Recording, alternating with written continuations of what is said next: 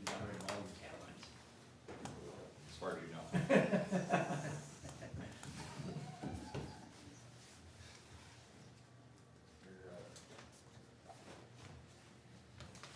Okay, is everybody ready? Okay, I think we will get started with our town board work session for November 5th, 2018 at 6 PM. We have 4 items this evening that we're gonna be covering. And the first one, Ms. Emil is gonna go over with us, and that is a municipal court update. Hi, thank you. I've been trying to figure out how to make this as succinct as possible. A while back, I asked Shane for some time with you, because one of the things we would like to do in municipal court is to be able to send our ordinance violations to collections. Currently, we have no way to collect or enforce code violations for people who fail to pay. We can't issue debtor's warrants for failure to pay, and we're not allowed to do anything if it's based upon their failure to pay. So the only thing that we feel that we can do now is to have the ability to find them to be in default, enter a default judgment, and then send them to collections. That's what that first ordinance that I proposed really establishes, and then the general penalty to be able to do that. The collections companies also, when we've been researching this, require an ordinance that authorizes them to do it and to authorize the collection of costs and fees associated with it, so that the people we've talked to in the past said that we can send these things out for collection. They will assess the fines, or the surcharges and the costs on top of that, and so we'll get 100% of our collectibles, is what the plan is. And so, and hopefully, I would ultimately like to be able to have it applied even to parking tickets, if they're deemed to be good and valid tickets. But we would like to give them an amnesty period to pay, like a publication, a communication saying, you have until such and such date, give them a significant period of time to come in and pay past due tickets, bills, whatever, and before they get sent out, and then have a set date. But that's all kind of in the works and pending your approval, if you're in favor of that. I don't know, I haven't done the numbers, I don't know how many uncollectibles we have, but I know it's been significant. We've been talking about this for years on how to get judgments and how to enforce on the ordinance violations. Now, if it's a traffic violation, we send it to the state, it's considered an outstanding judgment warrant, and then the state collects. So they have to come to us and pay, because they'll put a hold on their license. So if they want to drive their vehicle, they have to come pay their fines. But we don't have that for ordinance violations or anything else. So we have no way to enforce Right. people to pay, basically, Right, so. and so this is the And if only, you have repeat offenders, they soon, I think they would soon learn that. exactly, they Nothing figured this out, happens. and so they just they come in and they'll fill out their continuance to pay, and then and we're not allowed to, we can keep them on the thing, having them come back in and on the docket to review, but they just don't show up.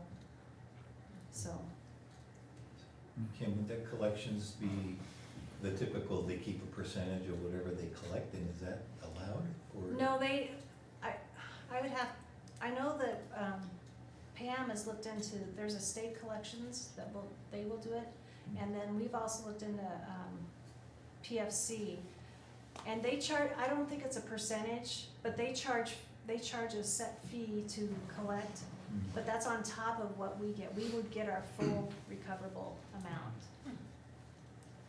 So, And you don't know what that fee is? I don't. And they're That fee successful. goes to them. They have been, yes, people. What's an average collectible amount? For us? Yeah. I don't know, but I would say the average fines in the, are between 75 to 150. So if the person owes 100, the collecting agencies may be charging them 125. Probably, That's their and then fee, they keeping keep their the 25. portion, and Okay, then that's how we'll they're get getting our paid. back.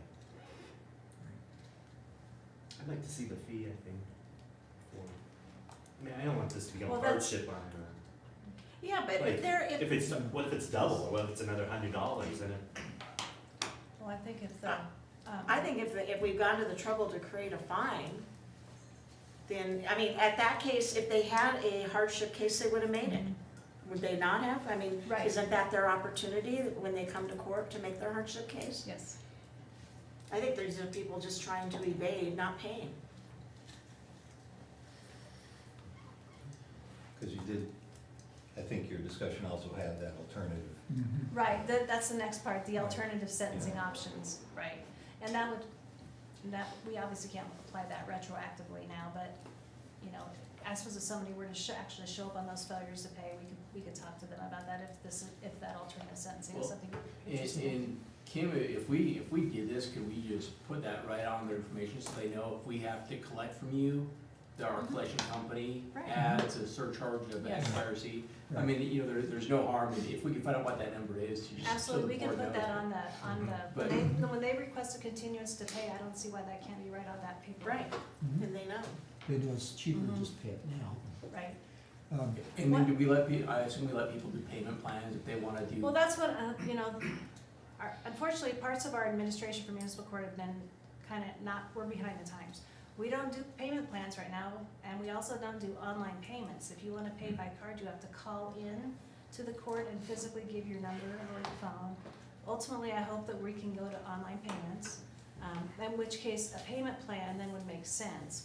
You know, with our clerk only, you know, I think she's devoted part-time to municipal court and part-time to other things, and I'm kind of the same way, I'm part-time in municipal court, part-time to Ian, so, we haven't expanded with the town on some of this. But to go back to your question on, payment plans and things, that's something we definitely need to start doing. Right, cause if it's, you know, maybe somebody is saying, well, geez, I owe $150 and I don't have that, so they just don't come in. Well, If they could come in and pay us $25. What then- we've been doing is, we ask what they can pay, if they can pay anything at all, and then they fill out a continuance form. They come back to court the next month, and we would like to have them pay it in full by then. If not, then they have to explain to the judge what they can or why they can't, and then the judge has the discretion to either continue it on or do what she's been, I think, and I'm not always in there during these discussions, but pretty much they've been given the opportunity to pay if they're able to. Right. Well, and it sounds like even if we pass this ordinance, we're still gonna give them every Yes. ample opportunity to pay. I mean, this is kind of our last resort if we just Right. get folks who just are not responding. And we have to show that we've got some enforcement behind us, or what else, I mean, people can continue to Right. ignore whatever we're trying to do. But I think if we do go to payment plans, there should be a service charge for that, because it does make our people on our end have to keep track of things, you know, more too. I mean, it can be a small thing as like $5 a month, but there should be something additional to that. But I would be in favor, I mean, I think we need something in place that helps you capture whatever, you know, whatever this Right. missing amount of money is, and it might prevent folks from being repeat offenders if they're, Can people pay their fees and fines and all of that by credit card right now? They can, we do charge a 4%, they call it a convenience fee for card transactions. We do, that was one of my Yes. questions, cause I know we covered that with fees that the home builders were paying, obviously that was on a lot bigger dollar amounts, but. Yeah, they do have to pay a 4% convenience fee for card transactions, but we do accept them. They just have to call in or come in and physically give us their card. now will that be fixed when we revisit our new website for next year? Will we be able to maybe Well, handle, or is yeah. that not? The online payments, we need, that was my question, Dean, it needs to go through our utility billing. And so right now with our utility billing software, we probably need to add a module for courts. A lot of them have those. So we could just look and see, is that $2,000 to add the module or 10,000? So I think we could look to see the practicality of doing that, but that's where it needs to be, is through that. Okay. I guess, Kim, if we administratively are able to do all of these things, is the ordinance as drafted broad enough to allow that to happen? I think that one is on one of the other, I have language that would cover it, I think. Not in front of you, but I've been looking into it. To also address a fee or a surcharge, like if we were to move on to the community service other types of sentencing. I was thinking of throwing something like that in there. But again, to throw in a surcharge, in the past, it's been, the town board hasn't been terribly open to that, but I think that, there's no reason why court can't pay its own way if we wanna have some of this stuff. Right. What was the question? What was the question, Mike? Well, you know, we're talking about administrative solutions Yeah. to allow payment plans, paying online, et cetera, a surcharge for that kind of activity.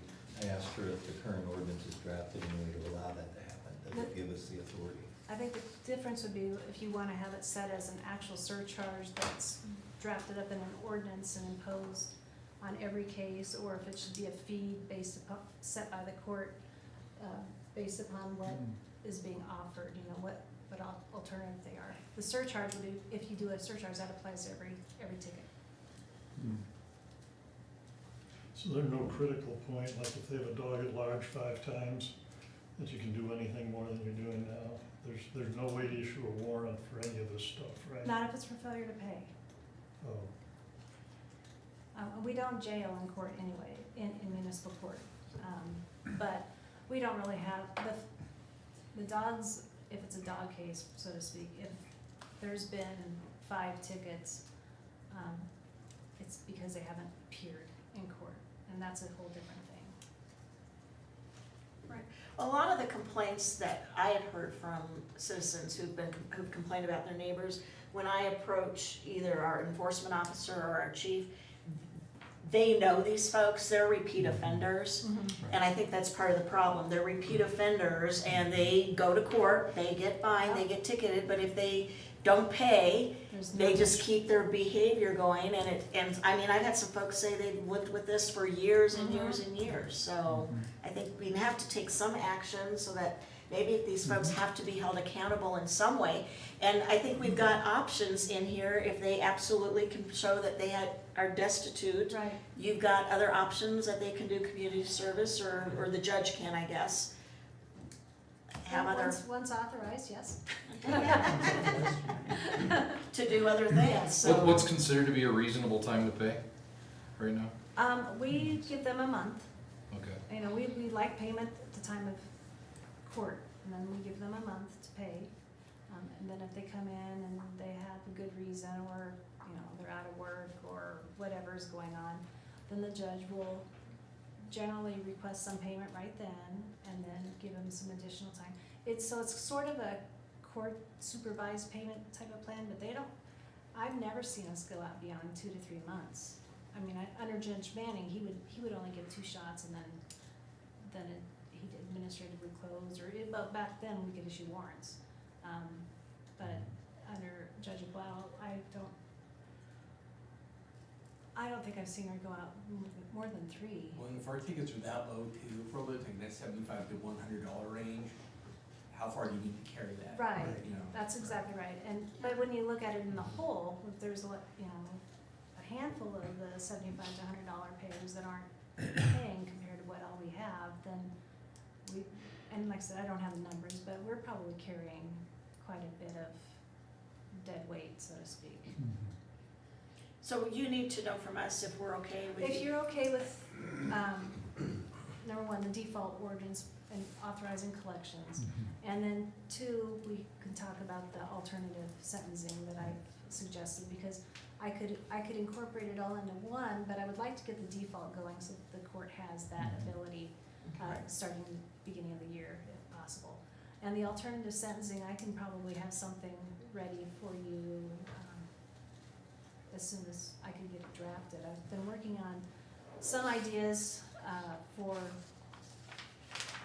authorizing community service and alternative sentencing in more general terms, so that the court just has available all penalties and alternative sentencing options, including fines and the imposition of community service hours. One of the things that, with the indigency issues, and we're not allowed to jail or issue warrants for indigency things, one of the alternatives that we've often used as judges in other jurisdictions is to trade community service hours for the fines. So generally we would do it in $10 per hour increments, because it's easy to come up with on the fly, so if you owe $110, you do 11 hours of community service, and work it off.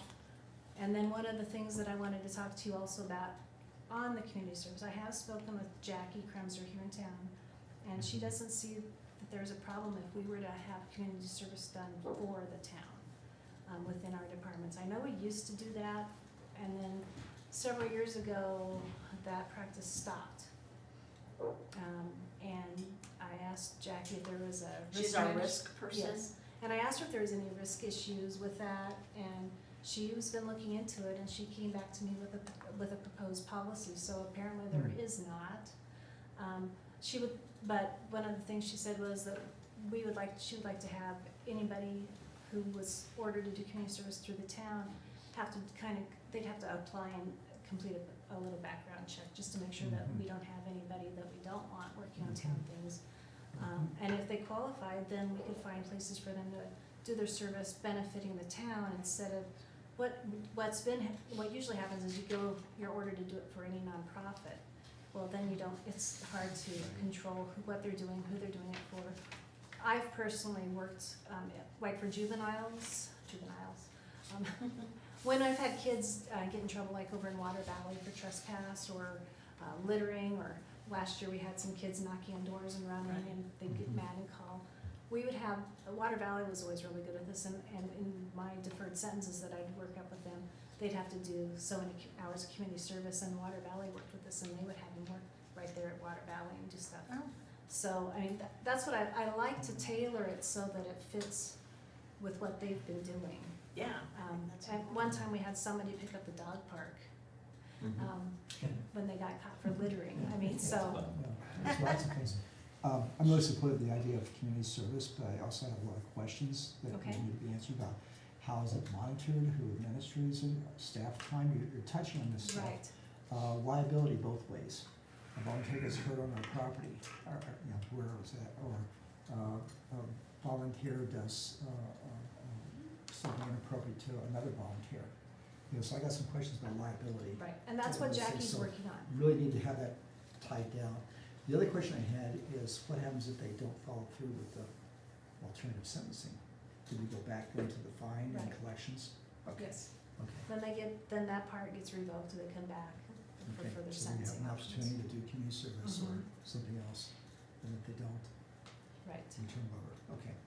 and the background check should help out with some of your questions. It should, but there's still like, But there is, and anytime that's you why work with I, volunteers, there's issues that can Right. come up and and that's resolve. why I've checked with Jackie to see if it Yeah. was even gonna be a problem, Yeah. but she seems to think that it would work. One of the things that I wanted to work for though was also with juveniles, and, cause, the theory is that they should pay their own way, not the parents Right. pay for their crimes, so we're working on that. I suspect what will happen is we will get together and tailor something specific just for municipal court at this point to address for our purposes, and then, I suppose if the program's such a success and she wants to open it up to other courts and offenders, then maybe she will, but that's not my focus right now. I just really want to emphasize Mhm. caution about Right, the volunteers. My liability. experience in public education, there's some bizarre things that really come up when you're talking about volunteer programs. Right. Yeah. Well, the big thing is the staffing side, and that's my concern, is, you've got somebody that, if you're kind of monitoring them and they're doing community service, I mean, do you have somebody that can kind of babysit them or do their own work while they're monitoring? So that's Right. the biggest challenge I've had with those in the past, we just have, it's harder to bring them on than to just do the work I'm real yourself. supportive of it, it's just Yeah. that 1% of the time that something can go wrong, but Right. I'm gonna try to avoid that, so. But that's coming back to us. That'll that come part. back. I Does just wanted to see if everybody you were know even in agreement favor for of her to this. proceed with the Yes. default? Yes. Default to go? So that would be in our next Yeah. Yes, I'll have it. meeting for on the November 26th. 26th? Okay. Okay. And then also on the alternative sentencing, what I guess I want to really make sure is that if you're okay with me exploring these options and then coming back with an ordinance allowing some of these alternative sentencing. I personally met with some of the people from Fort Collins to see how they did some of their things. they have their own program, so they've built up their own, and they had some grant funding, and then the city has kicked in over it since it's turned out to be a fairly good program. Right now, I'm looking at, most of everything that we would do would be outside of community service, would be mostly volunteer basis, at this point. The mediation, I think ultimately would be a good thing, we could get volunteer mediators, I mean, attorneys always need pro bono work, so we could get, we could get volunteers to do some community mediation if needed. I know the police officers have identified a few neighborhood disputes that perhaps if they went to mediation, we could maybe resolve it instead of having tickets issued. Then the other thing is the restorative justice and some of those other alternative methods.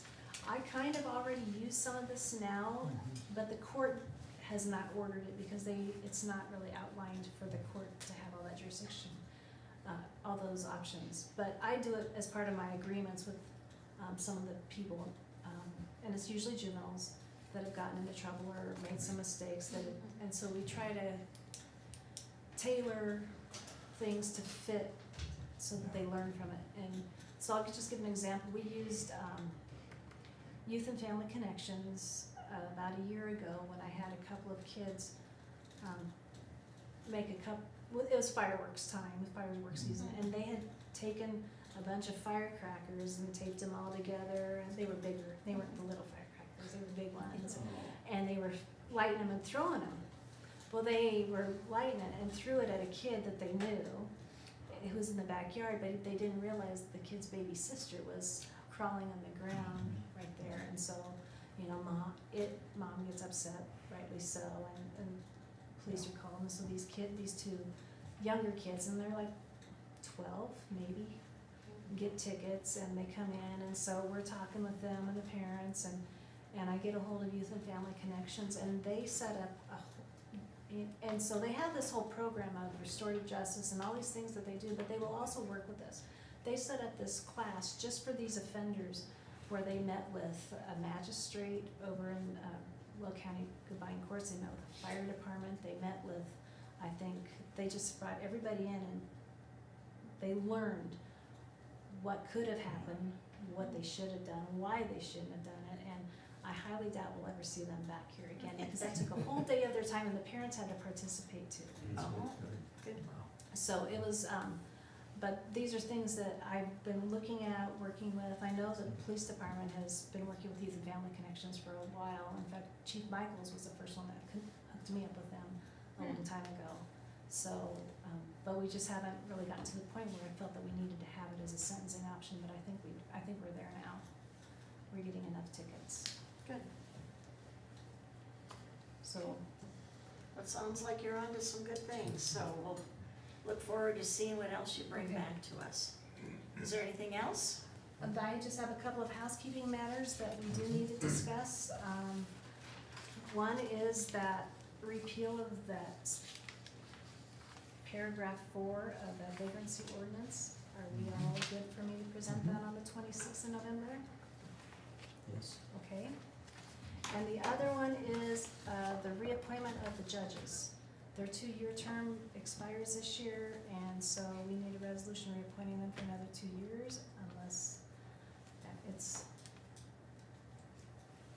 Anybody want to have any additional conversation or just proceed? Good with it. I like this vagrancy thing that we're repealing.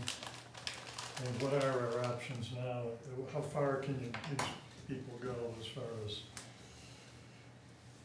I know the ACLU or whatever's been out and getting all these ordinances thrown out, but people, if people are bothering other people, or what are the parameters now for how much you have to put up with, I guess you might say.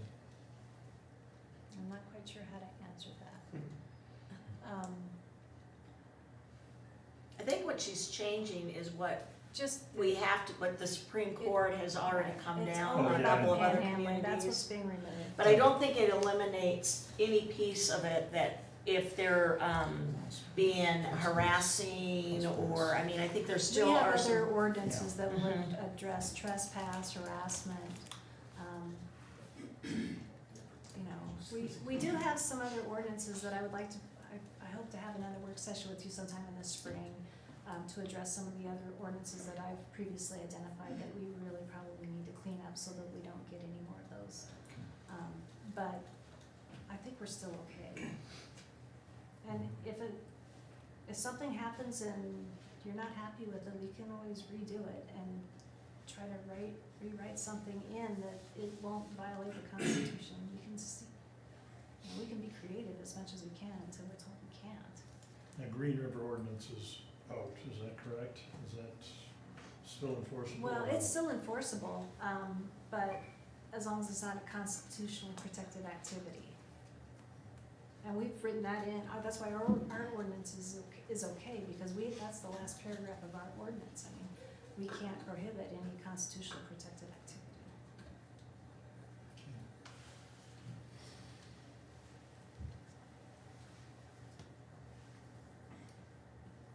So is everything, So is everybody okay with the Good. proceeding? I think so. Sure.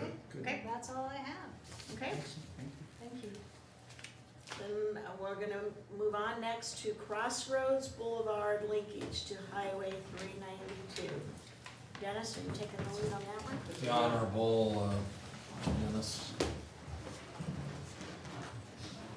I'm going to get on my computer here so I can bring up some maps on the screen.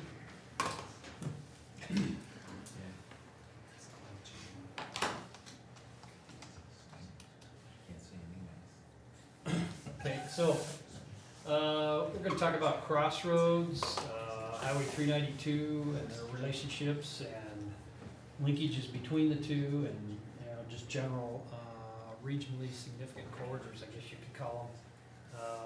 Crossroads is designated by our North Front Range MPO as a regionally significant corridor. So start with this map. It just illustrates some things I think are important to note. That I've circled the interchanges on the I-25 here. Of course, you only get so many interchanges in the stretch, and they're fairly evenly distributed, as you can see.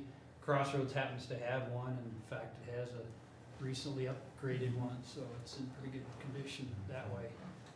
And of course, 392 a few years ago built a new one. So this area and our two main linkages to I-25 are actually in pretty good condition, I think. So existing Crossroads actually starts just over here west of I-25 and goes to 257. That's where it ends, but this is the proposed alignment for Crossroads, and that's the part that, well, not the whole thing, but basically from County Road 23 right here over to Highway 257 is what we're currently doing a 60% level design on. The state gave us $200,000. Will County contributed $60,000, and Bro $100,000, and Windsor's picking up the rest. And Omar Herrera at the other end of the room is our civil engineer who's managing that project. And it's well on its way, but So we'll have design done by the time that study is done too? 60%. 60%? Design. Okay, and so that's enough, basically take out for bid is 60%. We could go and if we wanted to. If you want to do kind of a design build, I mean, Yeah. if you're going to do a traditional design bid, then it needs to go the last 40% level. But, the thought there behind getting a 60% bid or design was get it, put it on the shelf, and then if some funding opportunities come along, you've got a project that's well on its way. Because this project is a pretty complicated, it's going to be an expensive project because of course it's crossing the Poudre River, so there's going to be a major bridge there. A lot of floodplain issues, wetlands, other kinds Where's of it things. crossing the Poudre at? Just east of the Just highway east here. of, Let me Forty-seven. let me see if let me go to another, here's this, this map. There's another one I prepared here. no, that's a better map. So, right there's the Poudre River. So So here's Highway 257. So it starts here, crosses this drainage way, which is a pretty significant drainage way, then the Poudre River, and then curves, and then gets on the alignment of the existing, it's called Poudre Trail Drive. It's the south entrance to the old Kodak site. It currently curves and goes into the middle of Kodak site right here. This would keep going this way over into Great Western Industrial Park. And then we're taking the design to right here. This green is existing Great Western Drive in our industrial park. You can see right here. So there's Front Range Energy, Halliburton, the Army, National Guard, Vestas, this big area right here. Would the plan include improvements on that green dotted line? This has already been built, except it ends about right here, and so you have this little short connection to make. And then that turns into County Road 23, when you get north of Eastern Park Drive up to 392, and of course, this is the road that a few years ago was realigned to bring it over here, and so we have a four-way intersection. And I expect we'll see a traffic signal here someday. It's a prime location for a traffic signal. And as you mentioned, in terms of getting the 60% drawings on this, who all contributed funds? What is Windsor's portion of that? Let's see, Omar, the design is 400 some thousand. 440,000. Yeah, so there's 360 being contributed by the others. So was that about 80? 78.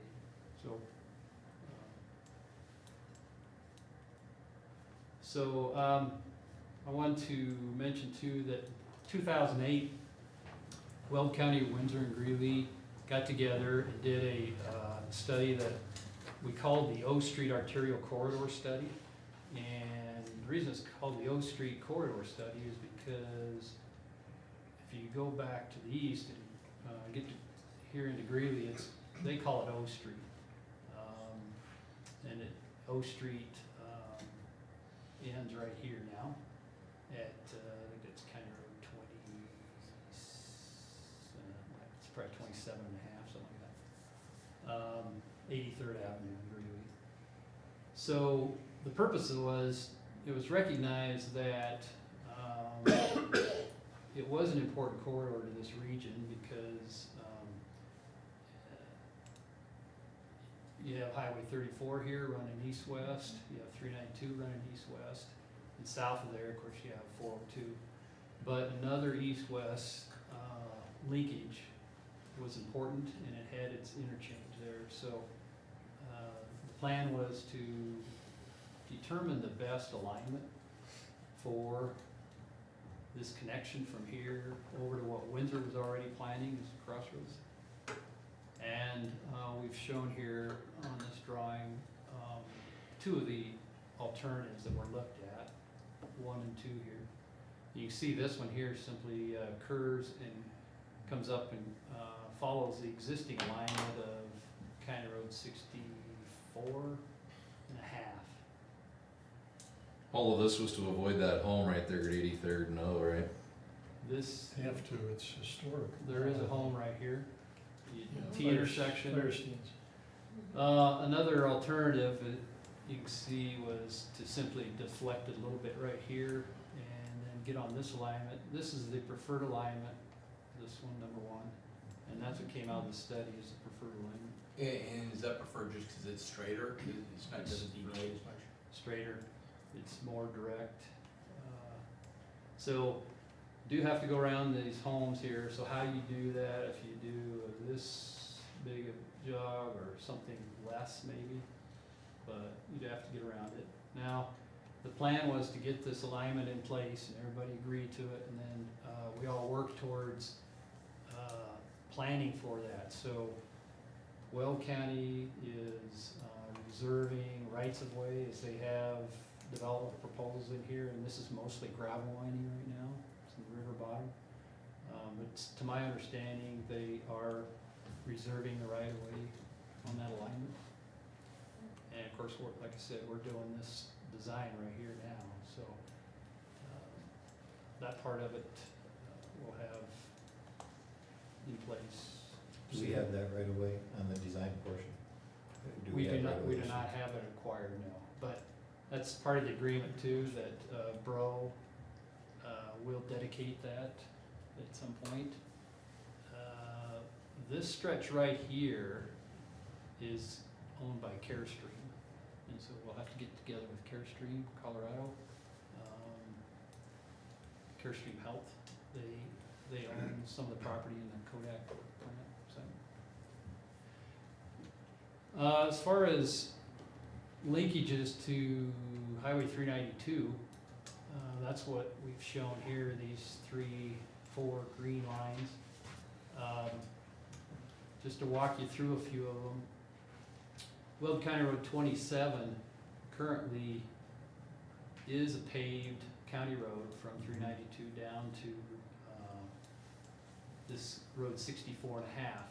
However, you see the houses here in this lake, it's not gonna go through if this is our alignment. So that's not a viable linkage as far as direct to future crossroads. Over here in 25, there is no county road south of 392. It's just a private drive. There are a handful of houses here. You see one here. There's one here. But there is no county road.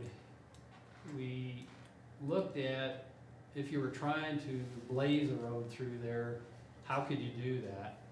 And this is one option, it looks like, might work. If you went in there and acquired rights of way from all these property owners and wove it through these properties. You see here, you're passing right in front of this house. And then you get on the alignment of 23 3/4 and then intersect crossroads. So you'd have to acquire, it's a little over a mile, or about a mile of right-of-way, and build a mile road just to make that connection. So that doesn't seem real feasible.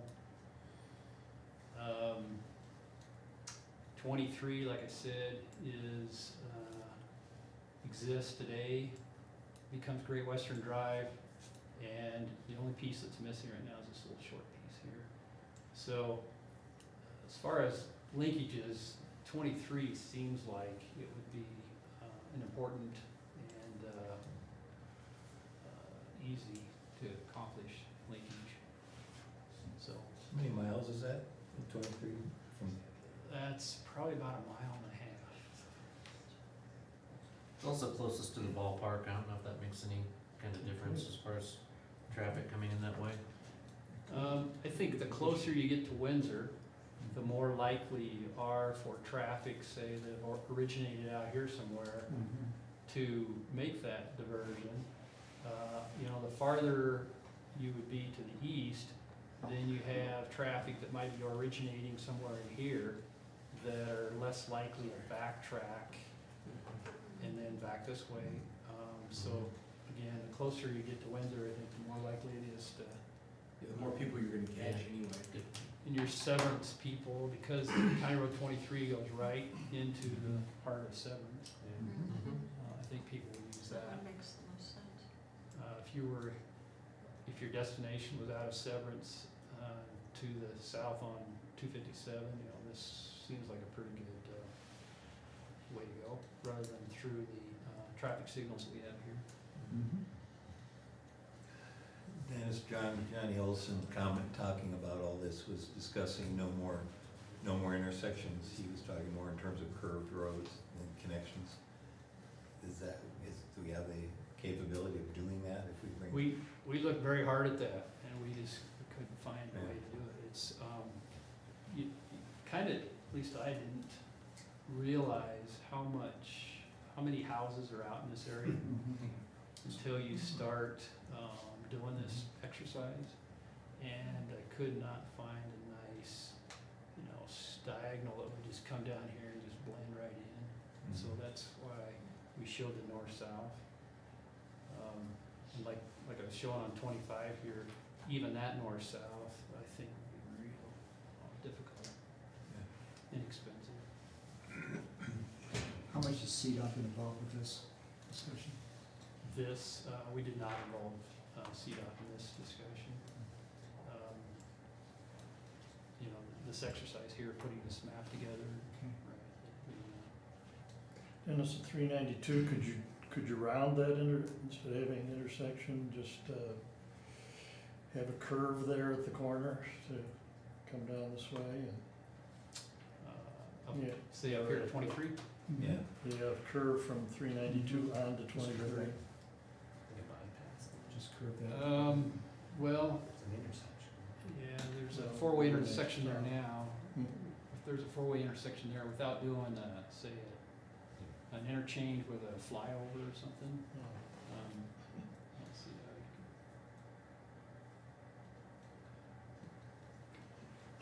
Is that what you're asking about, Dr. Jones, like an interchange, where they actually get off and then exit over? Yeah, if they're coming from Greeley on 392 and they want to stay on, get to Crossroads, they just, you know, curved around there to 23 instead of Mhm. going right to the corner. Mm-hmm. Can you zoom, yeah, I'm curious what's on that corner, that southeast, looks like. And It's like a face. I could Line. bring up a Google map here. Number two, To deal with that canal problem. number two canal, there's space there. There's two canals. So you have an existing left turn lane, so if you were Mm-hmm. going to do that movement, you get in the left turn lane. And I think, like I said, it's not too far off in the future, you're gonna see a traffic signal out here. But if you wanted to do, Right. get onto here without interfering with eastbound traffic, you'd have to have like Like a little spur going exit straight. and an overpass that can,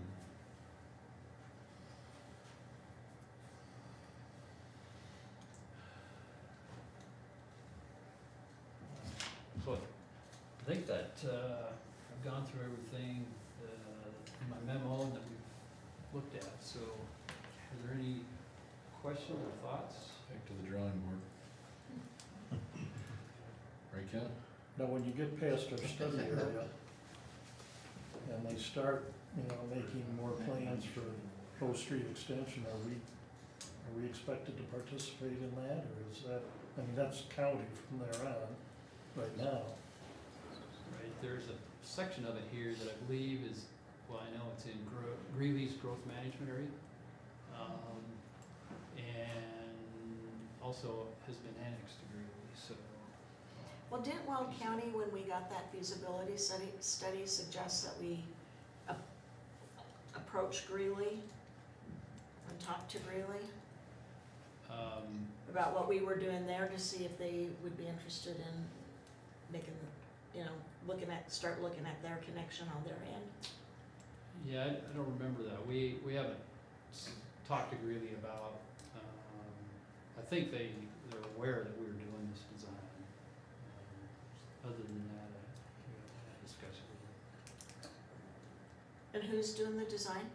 Redland Engineering, which is the engineering firm that's doing a lot of the current Bro design work. They've studied the law floodplain and the Poudre floodplain a lot, and so they're very familiar with the floodplain issues down here. And so we thought they'd be a good fit for this. So which one are they studying, alternative number one or number two? They aren't studying this. It's from Oh, they're here only doing- over to okay. 257, the blue. 57, right, just the blue line. Because when you get over to 23 here, you're at Windsor's current town limits. This area right here is the Bro 7th annexation that's currently going through the process. But at the time we were doing this, that wasn't in our growth management area. It wasn't in our town limits. Bro has proposed, you see how this starts curving right here. They recently proposed propose, instead of starting the curve right here, that this road continue over 223 on a straight east-west alignment, and then start curving through this field right here. Mhm. And so simply moving these two curves farther east. We're still evaluating that.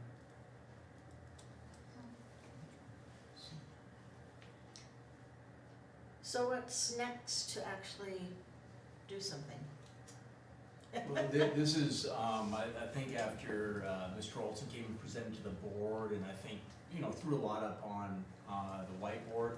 I had a couple board members say, well, geez, why are we studying Crossroads? We should be studying this 392 deal and work on that. And so I thought it was important to get this in front of the board, so you guys had a little bit of the history and I think kind of the wisdom of this project on its own. Right. See if you had any other questions for this effort. So that's kind of why this is here. I think it's good to have this. My first option would still be to hear what CDOT is planning, unless we're being misled. On 2 occasions, I've had CDOT staff tell me that they're working on it. Johnny has told me on 2 occasions that, you know, we're with this, that he's hired a consultant to work on rerouting 392 somewhere in that area. And the last comment he made to me was it looked easier than he thought. I don't know what that means. I don't have millions of dollars. You know, so we don't know what that piece is. He said he thought they might be able to have something to us, some preliminary thoughts or ideas by as early as January. So I think we need to see if CDOT actually comes through with something and evaluate that. If it would be possible to reroute 392, I think there's a lot of advantages for our community. If that's not really feasible, for whatever reasons, I think it's good to have a study in place. Extending Crossroads and having another further east-west and another north-south route would really help our community. So I think this is good to have this, and let's just see where we are in a couple months. And Right, and Dennis, have you been in touch with anybody in CDOT? Do you know what they're doing? No, no one's That's what I'm contacted asking, me, yeah. so if you Yeah. want, we could reach out to CDOT and see if we can, I think it'd be wise. Yeah, because it's been informally, he's just talked to us and said, we're working on it, I've got a consultant, so there needs to be some communication at some point. yeah. And then Dennis, what's the timing to finish this design? Omar probably can answer that at first. Originally, when we went into this, it was supposed to be done right about now. But there's some issues came up with the Poudre floodplain. FEMA's remapping of the floodplain. Omar, do you want to say anything about that? Sure. So, as the Poudre floodplain was recently being looked at and updated, there are some complications that we discovered, and so the state's hired a consultant to address those issues and bring the Poudre floodplain up to snuff. And so that's causing a delay on our project. We're waiting on an answer to figure out when they'll be completed with the floodplain mapping updates. And the issue is the sizing of our bridge. We don't wanna size our bridge and do all this upfront, spend all this money on floodplain design analysis until we have a current working model. So right now we're asking for a year extension, cause we have DOLA money tied into this, so that's where we're at right now. But we don't actually anticipate needing a year, right? We just ask for a year to give some leeway. Correct. Yeah. Let's assume for a moment that CDOT does not come up with a magic solution. This is ours. We have 60% design. With that, we could get an RFP, or how would, Well, cost estimates? How would- well, so it'd be like Dennis would say, that'd be kind of the design build. So we'd say, okay, look, contractor, Okay. whoever, here's our 60% design, and they start putting numbers to it. But that would be if they're actually going to, if they're gonna build it. Okay. Omar, the Yeah. scope of work for Rutland includes a cost estimate, correct? Correct. So when we Okay. get this done, we'll have a cost Good. estimate based on that level of design. Okay, good. And I'm making an assumption, just looking at the map, further east-west, north-south connection. Do we have any reason to believe that that would reduce traffic in downtown? I mean, I think it would, but I'm just asking if we have any information that would. You're saying for just, if we built we this did the project, blue and yeah. green, okay. Yeah. how would that help traffic flow downtown? If you shrink that map again, Yeah, I mean, you look at that green line, 392 going straight right. nonstop due east-west, why would you go down to O and go around the Yeah, I lake don't and then know. go Well, around the yeah, farm? Well, but she it- might, If you're Yeah. heading to Loveland or something, and you think, geez, I wanna skip the Windsor downtown, you know, I mean, if for a truck, they go So into the single lane southeast portion traffic might- and yeah. get into that mess, this could be a lot quicker Mhm. for traffic. Yeah, when I go to Greeley, it's like you have to choose 392 or going around the other way. This would kind of give you a straight shot. Mhm. Well, that's if we connected it. Yeah, or Then if the you're, severance piece too, I think. The connection for the baseball. if you were gonna go south on I-25, Yeah, I'm looking for the advantage of it, so that when we get to the millions of dollars.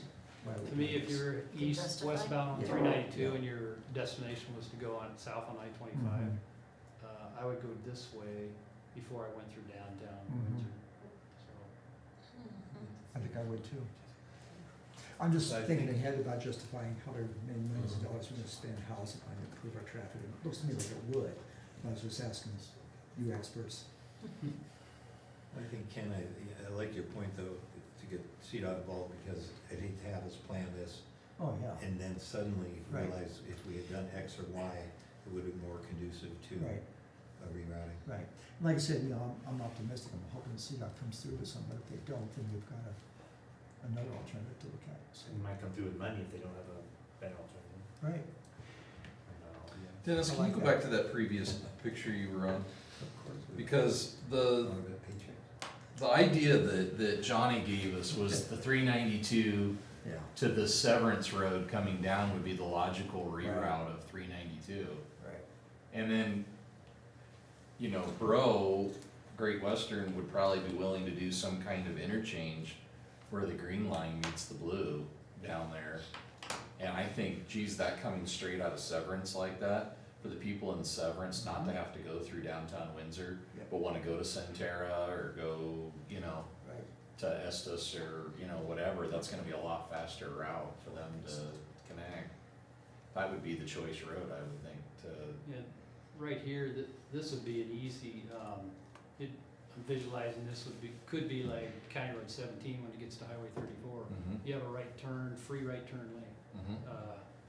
No matter whether there's a signal here or not, but this is only a T intersection, but you could easily make a, free right turn lane, XL lane, Mhm. and merge into that, so that'd be an easy, movement there. Is there advantage to Windsor to connecting to O Street? Another way to Greeley, and another direct way to Greeley. Get people off 257 a little bit.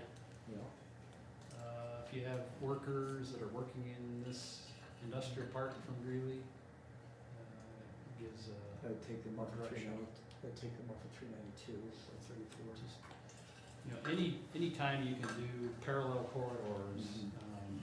we have a lot of people who work in Windsor that live in Greeley, and that would be probably the main. And Dennis, did I hear you say that Greeley is not involved with this well, they were involved with the 2008 study. 10 years So, ago? yeah, Okay. they were part of the group that determined what was the preferred alternative. And so it's on everybody's radar. Do we have an idea of how interested Greeley would be in kicking in? Do not. Okay. Did Greeley throw their hands up when it came to 83rd Avenue there in that house? Cause there was a big hubbub over that house for a long time. Well, No. none of those property owners are crazy about it, all the way back, Sure. mile back. Right. So, I don't think anybody threw their hand up. It's just a minor bump in the road. You can go around it.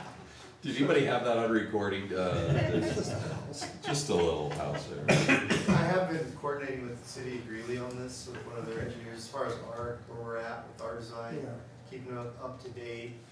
They have also informed me that they're looking at a possible study next year for O Street, east to Highway 85. So this is on their mind. Makes sense for Greeley. Yeah. I like where you're going with that though, Ken. I think that, I mean, the only time I take O is if I had to go to the DMV or something like that. I mean, That you're, cause you're coming in on the north side of Greeley, which Right. isn't where a lot of stuff is at, unless you're trying to Right. shortcut to their downtown or Yeah. something like that. I mean, there's, Yeah. it's not Where are really a partners? direct route anymore.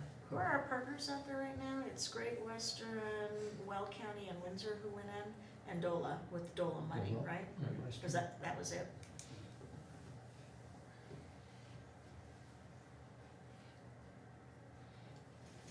And it's the other map you have that shows the blue line and red line. I think with residents too at the ballpark, you know, we always get, you know, what about the traffic from the ballpark? I think this will help with that considerably. Mhm.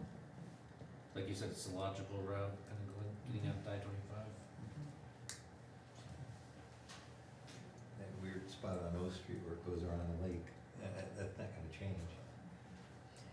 Oh well, that's really easy. So there's no decision you need from us tonight. This was purely informational, That's right. bringing us up to date and hopefully, a future project of some kind. Yeah, we'll know with 109 and 110 getting voted on tomorrow night. The state, in theory, could have transportation money. So ready to throw it around. Well, it would just be, if so, though, it would, you know, I think the wisdom of having a shovel-ready project that's ready Right. to go Right. is, you know, Early on. at least we'd be at the table. For sure. Okay. Dennis, how about Seventh and Main? Anything going on there as far as CDOT or? No, I haven't heard anything from CDOT on that, but, yeah, I keep saying this, I'm very confident the signal timing is not the answer there. We've gotta have more lanes. It's just simple. But they seemed all, or Johnny seemed quite interested in the proposal, you know, 2 turn lanes and the straight through and. Yeah, I thought he was, he thought that was a good idea, a good way to go. There's a staff person in Greeley who said, well, let us first look at, whether it's changing the signal timing will, fix the problem. But if you give 7th Street more green time, you have to take it away from 392, and we all know 392 backs up also, so. Right. We have it in the proposed capital improvement budget to complete in 2019. That's right. Right, In so the full that would amount be- to add the lanes, we budgeted as That would be OCDOT big. says, timing's not the solution, you need to add a lane. That's what's reflected in your 2019. That would be a capital. concrete solution. How much, It would be. how long would that And take? asphalt. A little asphalt. How much notice would you need? Or is that a 6-month project or a 3-month? Well, you'd Stuff have, that you'd goes- have to do design, construction. It's gonna be a challenge to get it designed and built. I'm sure. Especially if we're waiting for their time need study. Yeah, you know, on the other way, look at that 7th Street south of Main is entirely Windsor's. And that's where we're talking about putting lanes, so, I think we're in the driver's seat here anyways. And it's just simple logic, so it's. So we could start without them finishing their study. Yeah, you know, they've promised me, I think the last time they promised me they would have something to study with this signal timing was gonna be at the end of September or something. And I think Dennis and I discussed about going to Greeley and just meeting with their staff, because the board has been clear with me, with us, these are important. Right. And so we're making phone calls and emailing and not getting anywhere. So I think we're gonna just take the next step and just go to Greeley and, you know, I had a county commissioner tell me once, it's easier to put a dog down if you don't have to look at him in the eye. And so I just think, you know, we're gonna go up and look at everybody in the eye and see if we can get a little bit of traction. Or get put down. What's that? Or get put down. Oh, yeah, either way. We Or still know. put somebody down. But even if they do, even if they say timing is the answer, and we don't really think it is, we could still proceed with this project, is what I'm saying. We can receive our part of it, right? Right. Right. Yeah, let's get the tractors, let's get the bulldozers out there. Yeah, well, I know, yeah, Let's it's get the a rubber on the road. real issue. What about a design on 23 to the Crossroads extension? The intersection of 23 and Yeah, Crossroads. having this shovel ready for CDOT. We could do that too. So, you know, you never know when Great Western Industrial Park's gonna go to their next filing in that area, and, which will require an extension of 23, so, but, we can keep that on the front burner. Cause I obviously don't speak for everybody, but I know that was something that we were really interested in, is getting that engineered, so that when CDOT has money, or we can partner with them, or Right. have enough in our million a year or whatever coffer that we can, you know. Make it happen. So we'll come back to you when we get They this. mysteriously design. can find money when they have private money that can partner. It's amazing. So do you guys have any other questions of Dennis, and specifically with the capital stuff, with roads? Do you have anything else while he's here? I know the board's getting ready to talk about the budget, so any other capital questions for him?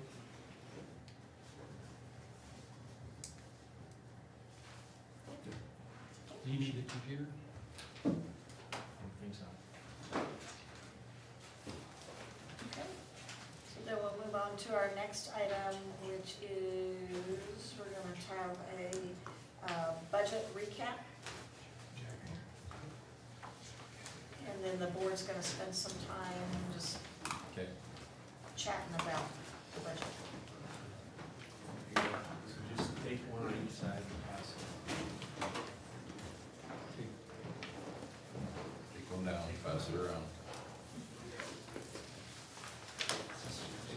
It is, it's getting moved. I thought somebody walked out. Shane, Sir? does this go together, or? Yeah, Two separate pieces. There's two separate pieces, take one again. Oh, there's two different sheets in? Well, there's, Oh, well, you got yeah, two different stacks. And then, do we have other handouts? No.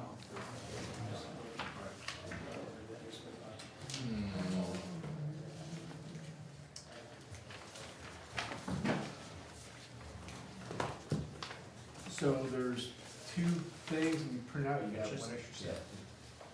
So one is, David had, emailed earlier and just wanted to update the capital improvement list, just kind of the summary sheet, so that's there.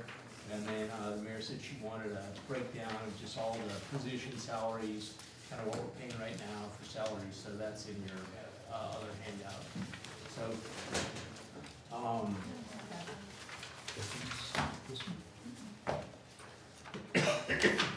have that one. The state? I only have two. Or is Dean providing other supporting material? oh, is that, Okay. short list? I got it. Okay. There was three. I only got two. Did we have three? Because she's got fund knowledge. You have that. Oh, no, I just signed up for my reference. Oh, you gave that to, oh, I think you got it. Oh. No, Okay, see, that's I'm why. like, that's why I'm so Sorry confused. about that.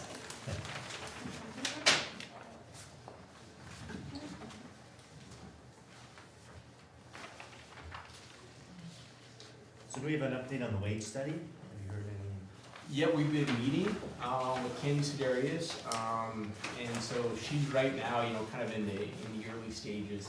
The process is basically where we need to go, and she meets with every supervisor and has like different job descriptions. So say, okay, well, you've got a planner, and is this, you know, kind of how we describe what our planners do? We need to match it up with kind of the master list of what a Mhm. planner does. So the goal is to get to that kind of 70 to 80% match for everybody. You're not gonna hit 100%, you kind of hit the, yeah, this is about what you do, when you do the comparisons. So we've been doing that, and then she's gonna, I think that since we just finished up maybe last week with that portion, she's gonna get out and start to actually do the study. So, I'm hoping she's done by the end of the year or early, very early, January. Then of course we'll have her come and make that presentation to the board. Really need to know kind of what it said and what that study was. So as is, we're looking at a 4% Right. adjustment. Well, So we'll have to go with that, right? Well, and so I wanna be clear, so I've just requested, because I wanna hold on to something. Right. So by adopting that 4%, I still plan on coming back and talking to the board and saying, okay, here's what the wage study said, and either 4% was way too much, although I don't think it is, or geez, it was really 8% that we needed, and so we're gonna request that we use the 4% this year to do half of it, and then we'll come back next year and implement the second half. So it's not really, ideally, we had this wage study started in March, it's completed in July, August. We know what it is, and we can just take it through our normal budgeting and have a plan in that same budget year. But because we don't really know it all, I'm requesting 4%, but I don't. Yeah, that's a placeholder. Yeah. What about, will this study reclass employees if they find, are they gonna be looking for that? Wow, you're in the wrong classification based on your duties? Well, yeah, so that's a good question. So right now, we have a lot of different classifications. I think that we're going to probably redo the entire classification system to me, but we split way too many hairs right now. You know, I have people in 68, 69, 71. I mean, I don't even think I have 2 department heads in the same classification. You know, there's a 98, but you got the 101. So I think that our current system's a little bit confusing, so we're gonna take and probably redo an entire classification system. So all that'll mean is it's not going to, by redoing that, isn't gonna change people's pay.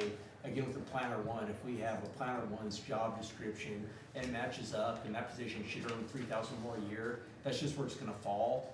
It's just like how we group them together instead of having 50 groups for every position, we may, end up with 20 or 25. So if, maybe I didn't ask the right question, if they say, they look at planner one and say, wow, you're really a planner two or senior planner based on your function.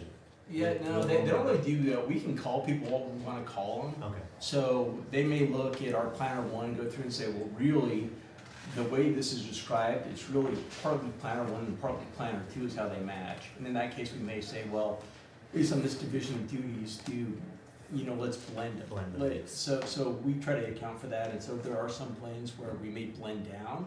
It may say, really this is more of a beginning planner or planner one is what you have here. Well, we may take a planner one and blend it down by 10%. So we really try to do the match, and that's why it's important for her to meet with each supervisor so we can get a sense, this is really what they're doing. And, even with some of the people I supervise, some of the descriptions, I'm like, well, he's almost there, but he doesn't do this or this. So let's go ahead and factor that down a little bit. Or, geez, this person is doing all this stuff, plus they're doing more, so let's go ahead and, add a little bit more. Does that make sense? Absolutely. Okay.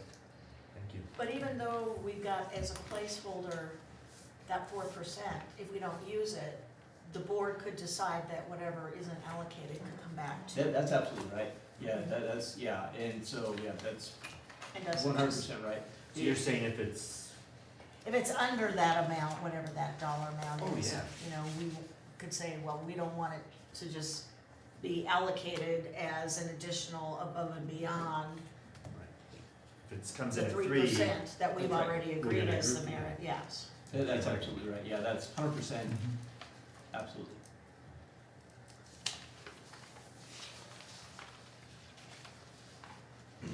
So, any other questions? I mean, I'm happy to stick around. I'm happy to go. I don't have any. Any questions for Shane? Or Dean? Anything, Well, whatever we can find. we have questions for him, and then the board is gonna sit around and we're gonna go through some different things and hash out some different thoughts on what we've seen with the budget, or what you'd like to see with the budget, what you don't think you have answered with the budget. I'll take whatever questions we may not have answered, we'll write those down, and either ask them of Shane at next week's time, or if he's still here, we'll get him to come back. Okay, so he's not, no questions. questions come up, we're not gonna, Well, I don't wanna run him back and forth, so I think we can be, more constructive about this, about going through, and when we have that list and we think we know, and we can bring them back if we've got several of them instead of one-on-one. Because some of this is not just questions, I think some of this is just based on, some overall comments I've heard and things to kind of just digest and go through and I would see say, what the I'd say let thoughts him go home. and the feelings are. well, should he hear Unless the he's got- comments or like the concerns, or? Huh? I just Our don't. concerns are gonna be part of your write-up to him? Yes, Yeah. if you, if you want them to be. I've shared some of Well, yeah, if you that. have concern, I mean. Yeah, I've shared that kind of with him too, to prep him of that. I just don't think it's fair to him to have him stay on standby in his office or something like that. Just- No, I mean, we can write down No, and whatever, yeah, we can get the answers. Or he might not even have the answers, we might have to get them from Right. a department head. Right, so, before I step out, are there any questions right now? Still fish money in that football. Nice. Yeah, as a Bronx game yesterday, You in it? no. Oh, So I guess I had one quick question as I looked at the updated budget overview. And I'm looking at revenue. What are you looking at, David? Is that something we all have? He sent that. summarized sheet here that was on the front of the packet. Oh, yeah. Gotcha. Yeah, I just wanna make sure we're all CIP. talking the same thing. So obviously, anything in a bracket, I always like, whoa, it's in a bracket. And that's what's here in the PIF, NISP, and the non-potable water. We're starting with a Tonight? negative balance, Yeah. then we have some revenues, Page 18. expenditures. That's what threw me. Yep. Yeah. Right, It's and good. so, Dean, can you explain, Yeah. giving the board Yeah. how you do something? What happens with that is parts of that fund, we split out to keep track of what, as it says there, in this program, the, raw water that people pay us for or give to us, and also the non-potable. Now, those two, the NISP portion of that fund and the non-potable fund are in a negative balance. But if you look overall, the water fund has 1, 2, 3, 4, 5 sections of the water fund overall. Starting with that 8.2 water fund O&M, that's positive. PIF, which is tap fees, is 10 million, so we're about 18 million positive there. Minus the NISP portion, that 1.3. I'll come back to the raw water. And the non-potable at -2. So what is that, 3, We'll call it 3.5. yeah, 3.5 minus 18 positive. And so, indeed, the reason why we do that is because the board a few years ago said, hey, we want to track NISP, we want to know where we are, so it's kind of a tracking deal, so we know how much money's been expended on it, but it's not really its own separate fund, it's It's a really, fund as a yeah, whole. it's really a part of the water fund, this is just more of a separate tracking, so we know how much we're spending on NISP versus what we've collected to appropriate to it. When we write our check to NISP every year, like the 2.5 million we paid this year, is it coming out of that Yes. fund? We didn't pay 2.5 million this year, we paid 600 and some thousand. Oh, next year's the. Yeah, and this, 2019 was supposed to be the big payment, and they just lowered that assessment, Paul. To the 742 fund. Yeah. 742, yes. So what are the revenues in those? Is that just kind of an allocation that you make? Well, no, the NISP portion there, part of our tap fee, very small part of it, $475. We started that a couple of years ago because NISP was starting to gain some traction, you know. And we really didn't have any kind of separate measuring device on that. We knew what we were paying out, but we weren't Right. earmarking any money coming in. What we're studying now is what we wanna make that fee to be. It's gonna have to be more than $475. The 475 was just to get the ball rolling. Okay, so that'll be part on the 19th, we're gonna have that Stan Tech study, and that's gonna be part of the discussion. So the 19th, we're gonna have both kind of our water futures discussion. Maybe a lot of that will be an executive session, because there'll be a lot of, just kind of our future, what water sources we need to look at, what our growth rate is, where we're going. And then the other part of that is gonna be on how we fund these things. And so we've got Stan Tech looking at some different scenarios. Can we fund it to where development pays its own way and it's just completely through tap fees? Is there some kind of blend there where it's partly tap fees, partly water rates? And, clearly that's gonna be just a board decision. But we're gonna give you guys a couple of options so you can see, okay, this is how it impacts us going one way or another. So about midsummer, I wanna say, We all saw a study that broke that out like that, I thought. Yeah, we did. That prompted us to say, well, we're gonna have this 10% increase. Mhm. Were those numbers not right, or why? I mean, I thought when we looked at those numbers at the time, we already had kind of gone through this process where that's why we all said, well, we gotta start on some kind of really good water PR to get going based on that study. So what was wrong with that study, or what didn't we have? There wasn't really anything wrong with it. It's just that the data that we used for that study only went through April of 2017. And enough has happened, I felt, in the time since then with the increase in building, that we should update it. So that's what we're doing Well, now. and the second part of the thing that I've asked for, Mayor, is I think that study just kind of looked at helping to fund this with water rates. And I think it'd be good for the board to at least look at the scenario of getting it through tap fees and water rates, so it's not just passed on to the current residents, you know, so. Well, I thought we had looked at that, because we had made a decision to do both. I thought we talked about water I thought we rates had made a and tap decision to do fees. both, yeah. And yeah, we'd already said we were gonna do it to both. That's why I'm kinda That everybody, confused, that because you it's, and I existing. mean, I all- understand that maybe Yeah. it didn't go that far, but some of these decisions, I feel like we already had this conversation, we already kinda looked at it. Cause we already talked about, should it only be the new residents or current? And I think there was a lot of conversation about why we were gonna involve current residents and new, and why they should have to pay.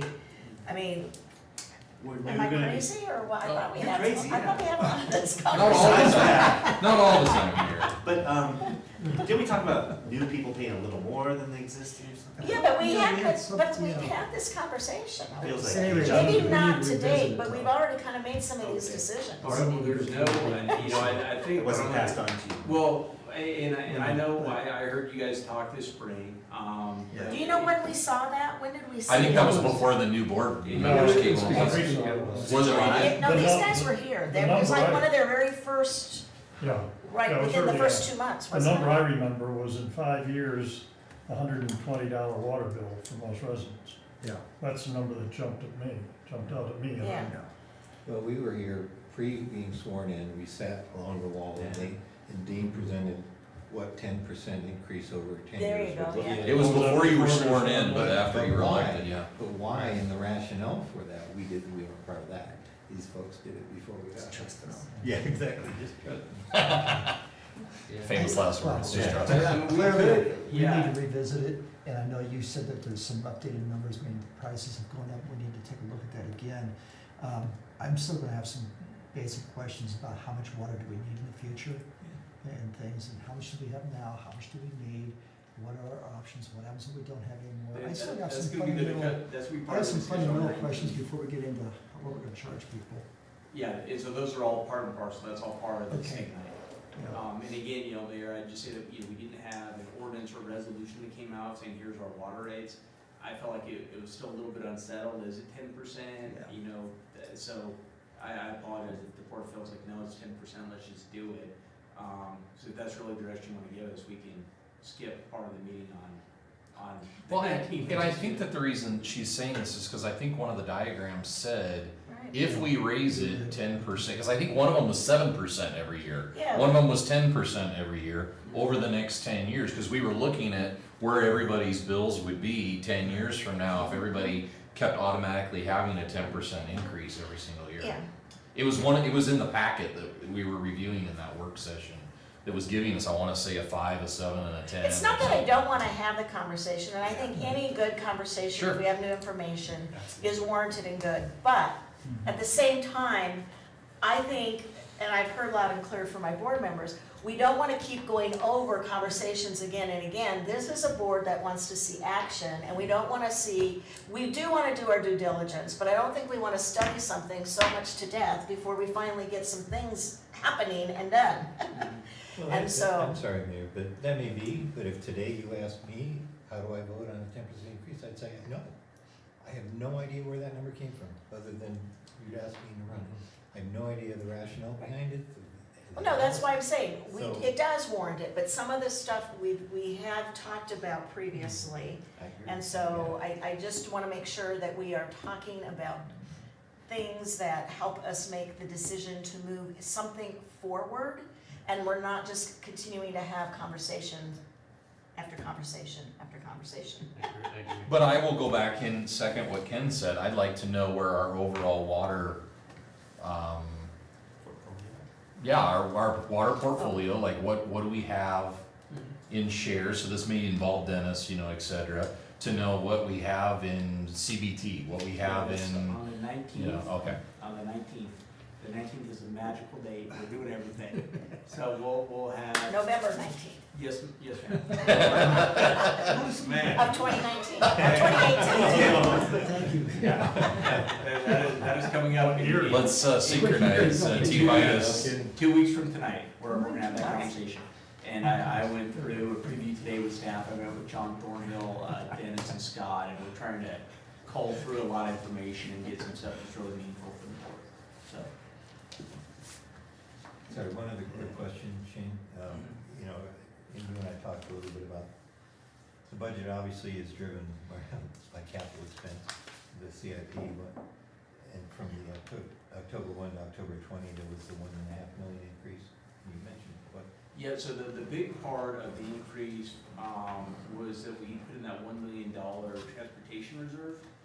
That was the big increase in the budget, you know, when I went through the summary a couple weeks ago for the board, or our last board meeting, I kinda said, you know, this was added in, that was taken out of capital, and I could try to pull that up. Cemetery No. Yeah, the cemetery, you know, went in, so but there was also some things that came out, like the, Weld County, radio tower went down a little bit, there's some other things that came out. Yeah, so that's how we got to the Is that our number. packet, this one? Yeah. Yeah, that might have been, yeah, Tonight's packet. well, it would have been. Yes. Yeah.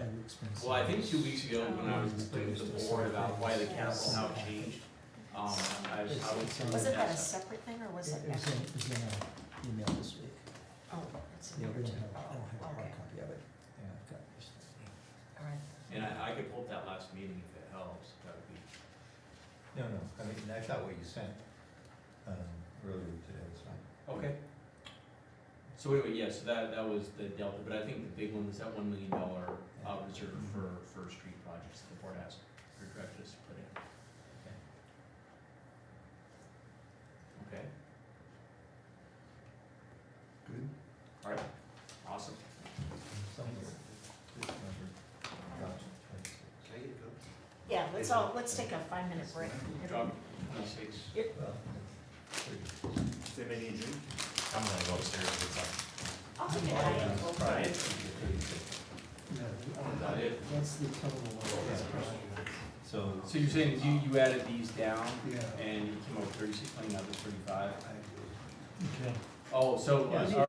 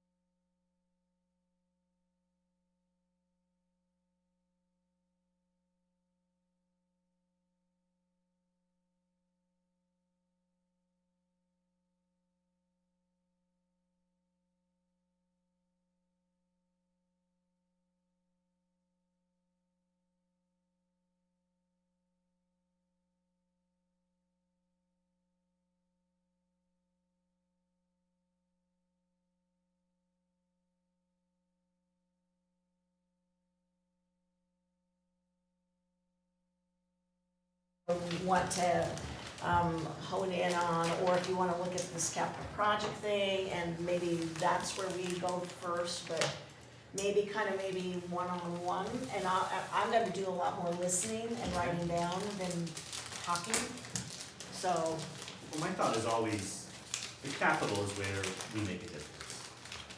The general budget, operational budget, I mean, 3% raise, 5%, 0%. Beyond that, it's just kind of, whether they hire a consultant or don't, I don't think it's gonna be a decision we need to make tonight.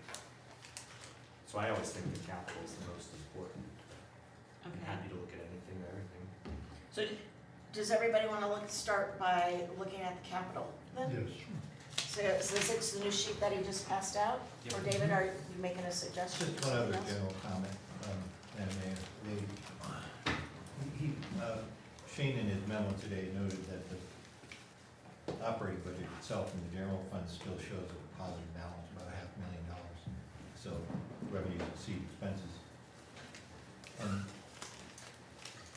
And I had talked to both him and Dean a while ago about stress testing our revenue assumptions. We think our sales tax is going to be up, property tax is going to be high. Well, if there's a Gallagher adjustment, or if some of the current amendments pass, things that could. Yeah, I think some of those might prompt us to have another discussion after the new year or two, Yeah. but go ahead. Well, the $500,000 is 2.4% of the total budget, right? So there's not a big cushion there. And if our revenue assumptions are off by over 2.4%, we roll negative in terms of our operating budget. 2.4 of our operating budget or our overall budget? Operating. You just So got- should we look at that as a percentage of revenue? Because that's our concern is. Yeah. That's Yeah, what we looked at, within sales, the general fund, general fund revenue, right now, our cushion, if you will, our 500,000. is 2.4% of the total.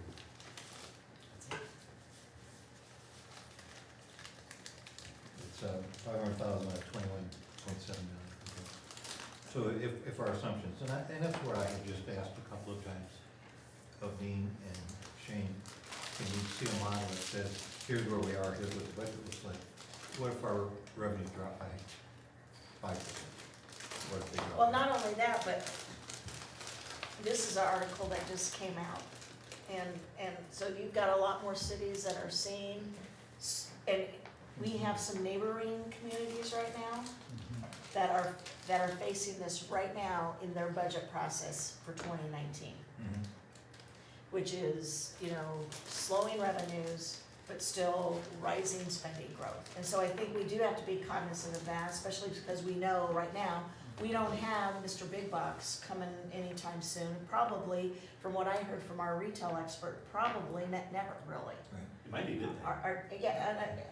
Well, but that means, we've gotta figure out, I think our revenue is more consistent than, say, Fort Collins. They got that mall that Right. they have high expectations and they're not meeting those. That's a huge difference between us and them. I think Right, ours is because we bigger. didn't have that to start. Right. But I think we have to be cognizant too, so at some time, what has kept us afloat where we are today has been our fast pace of growth. And I guess my sensitivity to the overall budget and how we're committing funds, I hate spending more than I make. Right now, we're $500,000 to the good, at least in terms of general fund. And the other thing I said to Shane, I said, I'm getting a little nervous here, because if 74 passes, I think there's gonna be litigation costs and potential damages with takings that will occur. And if we get stuck with that, where's the reserve? Where do we find that money if in fact we're getting sued by developers or by homeowners? We might as well resign if I think you're right. Well, I think that'll get litigation probably. I'm a lawyer. Yeah, no, I think, good thing, but But that's I not asked ever, him if Sorcerer would cover it, and he said probably not, unless our premiums go up by, Right, because they have a cap anyway. yeah. I always assume that if things go south on us, for whatever reasons, we have a list of capital improvement projects, $35 million there that we could, and these are prioritized. Some are must-dos, some are critical, some are should-dos. We could start postponing some of the should-dos for sure. if we had to. So, anyway, but I agree, I agree certainly with the your actions concern, in I agree the, with your concern, but I think there's room that we could adjust if we had to, if some unforeseen catastrophes come. Yeah, there's plenty to cut. If we had to. If we had to. So is it, so does this a start, does everybody agree this is a starting point to look at this and have at least initial conversation? Does everybody like what you see here? Is there anything you wanna see changed or adjusted? Have questions about anything here? And I don't know, they're not in any particular, well, the order they're in is cost, Cost, right. not in terms of yeah. need or anything, so. I don't know if you all brought all of your capital Mhm. budgets, but on page A44 is the CapEx by department. So you get a little better visibility, because this list is part capital, part fund, part sewer fund, part whatever. Page A44, did you have? Okay, Mhm. yep, Right. okay, A44. Yeah. The one thing, I guess I'll kick it off, go ahead.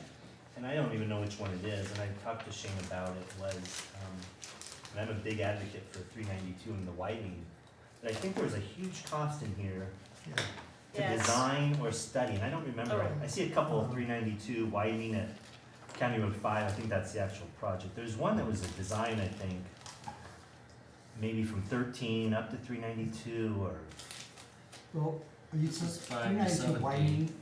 There's two River of, County there's two 5 to of them. 17? that, but there was one that was just a design. Okay, I And, think that is the, One that's just Complex design? Five. I think it was Yeah. that one, Ken, the 5 to 17.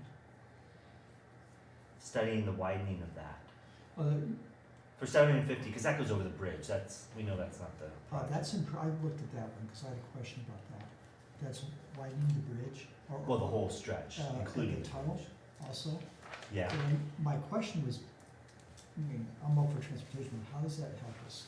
Because it's still gonna be a bottleneck, if it is. Where are you talking about? Yeah, why are we looking at that when we already know, CDOT's already told us? well, that was my, why spend 750 on that? I mean, Yeah. we could probably Yeah. actually put it towards a project that we could do. Shane's answer, and it was a good one, was if we have it designed and studied and kind of like the O Street, This is, the thing we talked about tonight, the Crossroads extension, if we have it designed and ready, we're more likely to get CDOT's attention to get that project a priority. But for Not if it me, includes that bridge though, because that, they're not gonna include anything if it includes that bridge for like 10, 20 years, because of the shape of that bridge. unless 110 passes 109, maybe. Are we talking about the Well, 392 even then, widening? they're not gonna look at it, because they're gonna say Yeah. it's in too good a The shape. bridge, the bridge And on until 392. it gets a certain But that's grading just designed, level, Right. and that 750 won't continue. it's, Even though the It's not the demand is bridge, there. right? It's not the bridge. it's a study and design. But they didn't put design on the sheet. It's. No. when is you- it, is when this you the do one the- we're talking about? Yeah. 750, yeah. On page 19 Page of the, 19 of the capital. cap- it's, And it it's a does say study and include design, bridge improvement. include intersection Oh, really? improvements. I know, but you gotta look at page 19 for the detail. Okay, So I'm again, not advocating we strike it, I just Right. thought it could be a good discussion, because I think we're all advocates for transportation and, Right, But I agree I with see you, why them. study it and go to the, if we already know that that's like the last on the list that would ever even get looked at for a project, or it has no wherewithal to really move ahead, to do anything. I asked Shane about that too, was the bridge question, because I'm going to talk to him about this. And he said bridges can be, the classification of bridge can change very rapidly. quickly, yeah. I don't, Yeah, we- Well, I'm on the off-roadway, did you have it too? I'm on the off-roadway bridge committee for Okay. CML, and we look at we have $2.5 million a year, so every year we have a bunch of money, and all these communities who have road, bridge work that needs to be done, sends us, and it has to have, Real work, that I is. mean, you should see some of these bridges, I mean, you would not be driving over them now. I mean, they grade them, and my understanding is, this bridge is nowhere near that. So, I don't know if that's a question for them, like, Yeah, I that, think that's a if good it was question. 150,000, That's almost $1 I'd be million. all, I'd be all on board. I agree. I mean, I'd rather see that 750 put at 5 and 392, Mhm. where real work, Exactly, Needs to be or done. even if we need something at Seventh here that Mhm. helps, Well, we've got money for Seventh, right? yeah. well, we And do. we're doing But a if it need to design, come- now we're doing the design at 5 and 392. I don't know why that takes a whole year. Yeah, And then scheduled to do construction in 2020. Why could that be moved up? I would like it moved up if possible. I Yeah, think I asked I'm that asking, why, question. could it be moved up? Especially with the Where work. is it on here? It's 100, Which one is it? it's down the list. Oh, right, It's down, right Which here. one, Seventh Street, or which On the one? widening, oh, right here. $75,000. Yeah, that is, he sent us the picture of that, it's actually a eastbound, another eastbound through Eastbound. lane. Right, Right now it's one through and one right Right, turn south. right. We saw a picture of that, so I think Page that's, I 37 think that's right. gonna happen, that extra turn lane. The We need sequence a is- westbound straight lane going westbound.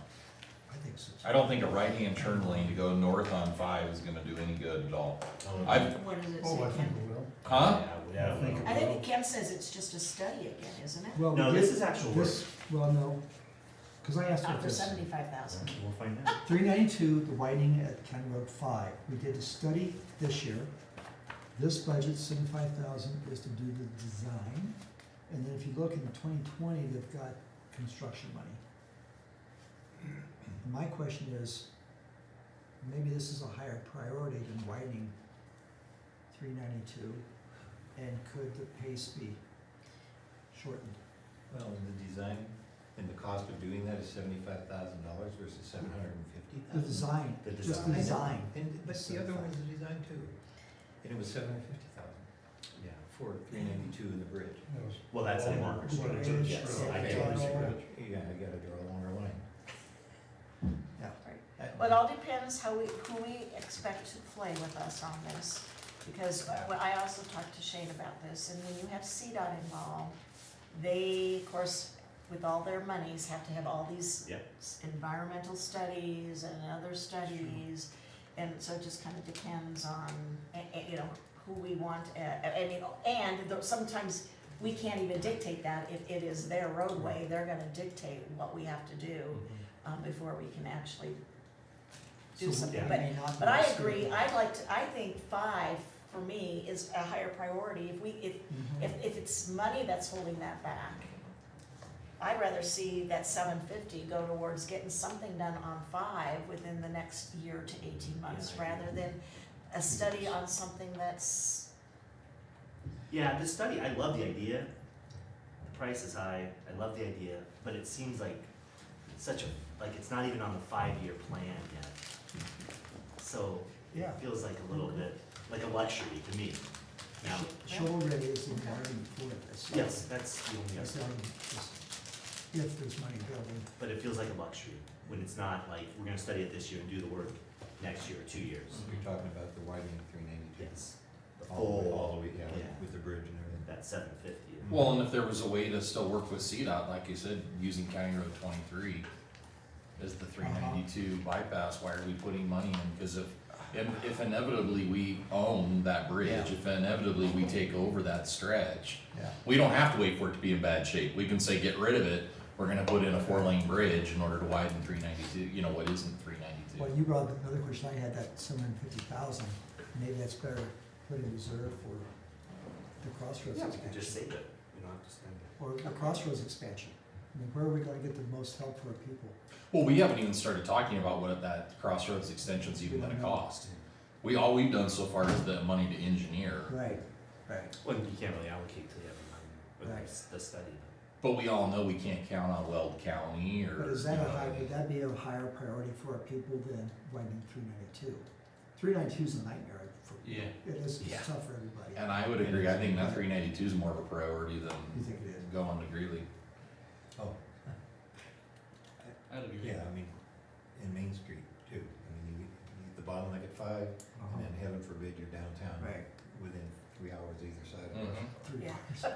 but a lot of that All day. bottleneck is being caused by County Road 5. So maybe Yeah, if we if we made can some, do if we something got some of there. those improvements on County Road 5, Yeah, and That Barry could always, he help. always brings up a good point, don't want to steal your thunder, but coming off 13 where you Mhm. turn Right, east onto 392, you merge right.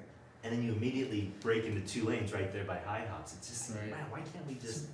Yeah. That seems Like like now, another yeah. opportunity. He brings up. It's probably not even a football field, dude. Yeah, it just seems so. Maybe it's buying right away, but that to me is It a. would flow a lot smoother, a lot less merging, probably fewer Yeah, accidents. those there. right turns just Yeah. stay in their lane. So maybe it's I something. think it's a more peaceful community. Yeah.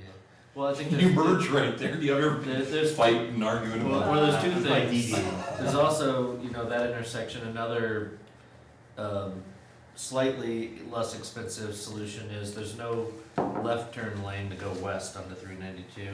Correct. In the morning, that's a big bottleneck. From where? Off of 13 going 13. north onto 392. Mhm. There's no left turning lane to go west, and so you can sit through multiple lights in the morning. If you have a truck making a left, you can't go Yeah, you north. can't go around them. And I've brought that up in the past with Shane multiple times. The only challenge there is the other side of the road is Larimer County. So we'd have to, you know, match those lanes across from each other. But I think, you know, those two things, you know, would make a huge impact, because that intersection's, I mean, 5's worse, but Yeah. 13's getting there, and rain dance is on its way, so Yeah. it's not gonna get better. Yeah, it's not getting better. The 7th. Seems like those two turn. projects would alleviate some of the traffic pain right away, more than Which widening. one are you talking about? Well, County, 392 and County Road 5, Mhm. Okay, yeah. if that process could be accelerated, but you brought a good point. We maybe can't accelerate it because CDOT takes their time Well, they were doing doing their own. 3W studies. So. Yeah. And Larimer County. But can't we- And 392 and 13th, those are two areas that we can maybe improve traffic for people more rapidly than widening 392 There's one thing that's gonna happen on 13 is on the north side over by Kiger, north side. we're gonna take that dog leg out of there and straighten Yeah. it. Right. That's And yeah, then that's more the, people will start using Yeah. 13 as an alternative, that's your MPO. That's Yeah. a deal, right. and so that would kind of tie into when that's straightened out, if we could fix the turning lanes north and south. it'd Yeah, but flow that's right not, along. when is that in, I mean, That's not. Yeah, it's they're talking 2022. about, that's like I don't know. 20, that's like Right, years, so years let's away. try know. that out. No, And I don't even know what's Turn the- around. there's no arrow, no 13. To lane, get us to that no point. turning So lanes. it's a- I think so. It's a big bottleneck. That's another question. So is this the time to say, I mean, it seems like we have a consensus about 5. Mhm. Like if we can say, hey, we want this I've got accelerated. that, I mean, that's, I think that, I mean, it, As best we can do, I mean, Yeah. we're working with CDOT and Larimer County, but can we, if we say we have money, we've always said CDOT listens if you bring money to the table. Mhm. Well, it's turned over, who's the CDOT guy, not Johnny, but Lon or Lon? well, Johnny's still there. I Well, think. he's almost Johnny. referring, so-and-so has to do the study first. Is that the guy in Greeley they keep talking about? I think so, he's, Oriental guy, Lon or something like So that was kind of the only capital improvement question I had, the 750. That was mine. Mhm. Okay. I just have a comment, we purposely skipped it, but you know, there's trails in here, the capital, especially around Kiger. Wade is working on like an alternative to link up to like Highland Meadows. You know, the $5 million, Mhm. they're going back to the drawing board, so in future capital budgets, that's something I know we would like to see, but that's just to keep in mind. Mhm. You know, my conversations with like Eric and Wade would be that, let's work on alternatives, Right. more cost-effective solutions. Do we have to do it in pieces, not all at once? And then when we do go through this exercise next time, there'll probably be something coming to the table. I agree, I'd like to at least see it in a 5-year, like a goal. Yeah. You know, we know it's Well, I expensive. think there's some things happening on the north side. Because, I mean, ultimately, all those folks eventually are gonna wanna get on the north side anyway. I mean, majority of them maybe. I mean, if their end goal is to get to Boardwalk Park or High Hops. Yeah, There are some things in the works on the north side that I think might make things more practical. and for that trail, I talked to Shane about maybe a safe routes to school. There's a new school that all the Windsor students are gonna, all the Larimer Windsor students are gonna go to the new school. On west side of Yeah. it. Yeah, so like all the students like that live on County Road Right, thirteen so you would coordinate go that over with- District Right. One for school. So I thought we could do it, maybe get a safe routes for schools Mhm. grant, talk to the Mhm. Poudre School District. I thought that was gonna be, close to us, but it wasn't gonna be any in Windsor kids. I thought that was Well, it's gonna be all Thompson. Windsor kids, no, it's a Poudre school. And it's in, but it's gonna be in Loveland, cause, right, I thought it was gonna be in Windsor, but it's actually in Loveland. Yeah, it's But Loveland. it's right by School. Miles's house. But it's in the Poudre School District, in the It's city. in of the Loveland. Poudre, okay. So all those kids that are down in River West, Mhm. Ridge West, Is by that Bison dependent on Ranch. this vote? No, it already That's- passed, that one's and they sold the already passed. bonds, so. Yes. But all those kids don't have a path. This is not on our today. Yeah, we don't need to get into it, but that's something I'd that. at least like to see us working towards something. Yeah, and that's my conversations with them, it's just that, that's something we'll expect to see in future capital budgets, so. But there are some possible alternatives that would be a lot I less than think so, 5 too. million. I think so. And then we could look at doing it over multiple years like we're doing with some of these other projects. Mhm. If I heard everyone, it's really probably delaying that $750,000 widening 392 forever. I would say delay that if those funds could be diverted toward accelerating, so I'm saying this right, County Road 5 and 392. And And possibly add- and anything around 13. And 392. Yeah, And primarily Paul brought 5, up- but. Paul yeah. brought up, 257 and you brought up the cross, intersection. The crossroads east Yeah, of 257, yeah, having it have the intersection there to go north on 23 towards right, Seventh, it's the intersection, Mhm. up to 392. That's not gonna happen this year. no. Yeah, But- I mean, and I say this But year. that's what I This said to is Dennis, my- couldn't we start engineering that? This is for- right for a in- design, a study, so I mean, we'd have to. have Study or study, design all or- this stuff, you that's know, right. It takes 3 years to get anything done. But if 3 years from now, we finally had it engineered and Right. CDOT would sign off on Right. it and say, we're Right. willing to let 392 take the 23 to Crossroads. So I think what I was hearing was those three projects might be higher priority than widening 392, The study of it. the study of I it. mean, I'd love to widen it. Oh, I would too. But the Yeah. bridge What is- three the ones we talked about, We just talked about 5, 13, 13. and realignment on 23? Yeah, the intersection. I think that's, Or I mean, not realignment, but Right, right. redesignation or whatever you wanna call it. I guess I'd also like to put an asterisk by the 7th turn lanes on Main Street. That's scheduled to be done this year. That's there on page 22. 22. Although he Is says, it well, 385? CDOT studying, I think we really just have to proceed with his option 2, which is putting the right turn lane. $385,000, that's for construction in 19.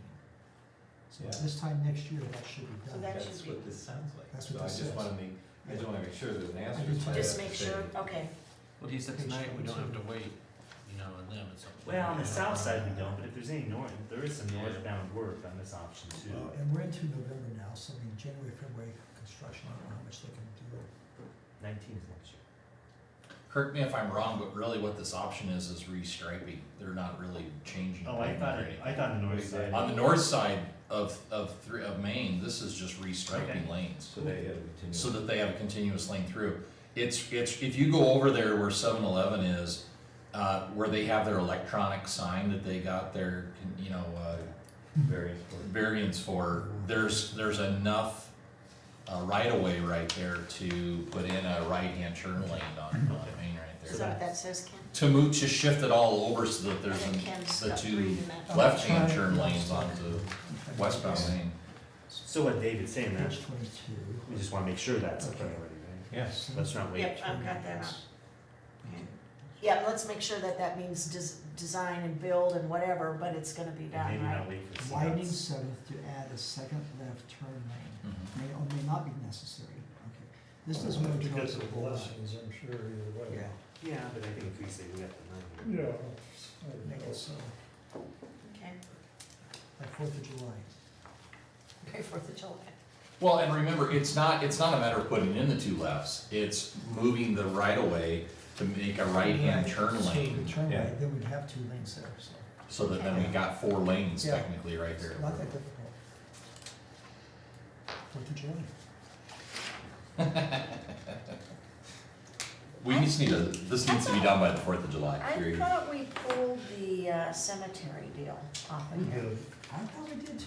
It's on here Well, for it's- 450. Well, it was on for 18, Yeah, pushed out to 18. but they moved it to 19. Right. You brought up The parking lot. previous. Is that what you're looking at? It just pushed out from But- this year to next But I year. thought we wanted to see that I mean, I know. Oh, look at diagonal spots on the Count inside. count the So- spots, yeah. Why, yeah, so that might change that whole price and everything, plus I know that a previous town board, Yeah. Miles, that you and I were on, saw a different master plan, Massive. like That was for 8 years ago, 6 years, about 6. 6 years 5. ago? Cause that included the whole west side. Yeah, but We're what they were trying to put in the middle there, that kind of with that reflecting, that was up in the corner, I remembered, kind I of. don't remember the details. I know they wanted to add a bunch of stuff on the west side, and we said no, cause the demand wasn't there for, when they looked at the actual burials, they're decreasing year over year, more people being cremated. Oh, okay. So we Well, said, we're seeing it in our weekly update where they plan on burying one person 3 weeks from now. I'm like, hey, it's good to you know what I mean? That was it, our I wonder if weekly that update person is. knows it. They're So I guess my question is, what does that mean, and why is it still here? well, I think, They done one I think or two. they still wanna do it, even if they redesign it with that diagonal parking in the middle. Maybe they still wanna do it. They probably, Well, I'd like to see the previous study, the previous master I know. plan. Yeah, haven't. Well, we told them to throw out this one, basically, I thought we because did there too. wasn't enough parking, there was too much, you know, fluff So there. what's this 450 for? Yeah, okay, that's Okay. on here. yeah, Anybody's, there's no page numbers. Yeah, there's no page. anybody's, yeah, we had, well, that's because we got that separate, Yeah. just handout that Carrie it's brought it somewhere to in my us last pile time. here. I got it here. You know, that came after, it wasn't in a packet, it was just like Yeah. a solo piece that Yeah, that's, followed. I got it here. Okay, That's this one. Doesn't have I it. feel like a similar project, because it feels like what that one needs is really more due diligence. Don't commit to the capital fund yet until we see more due diligence on what you're gonna do and where it's well, going. so this is the thing that,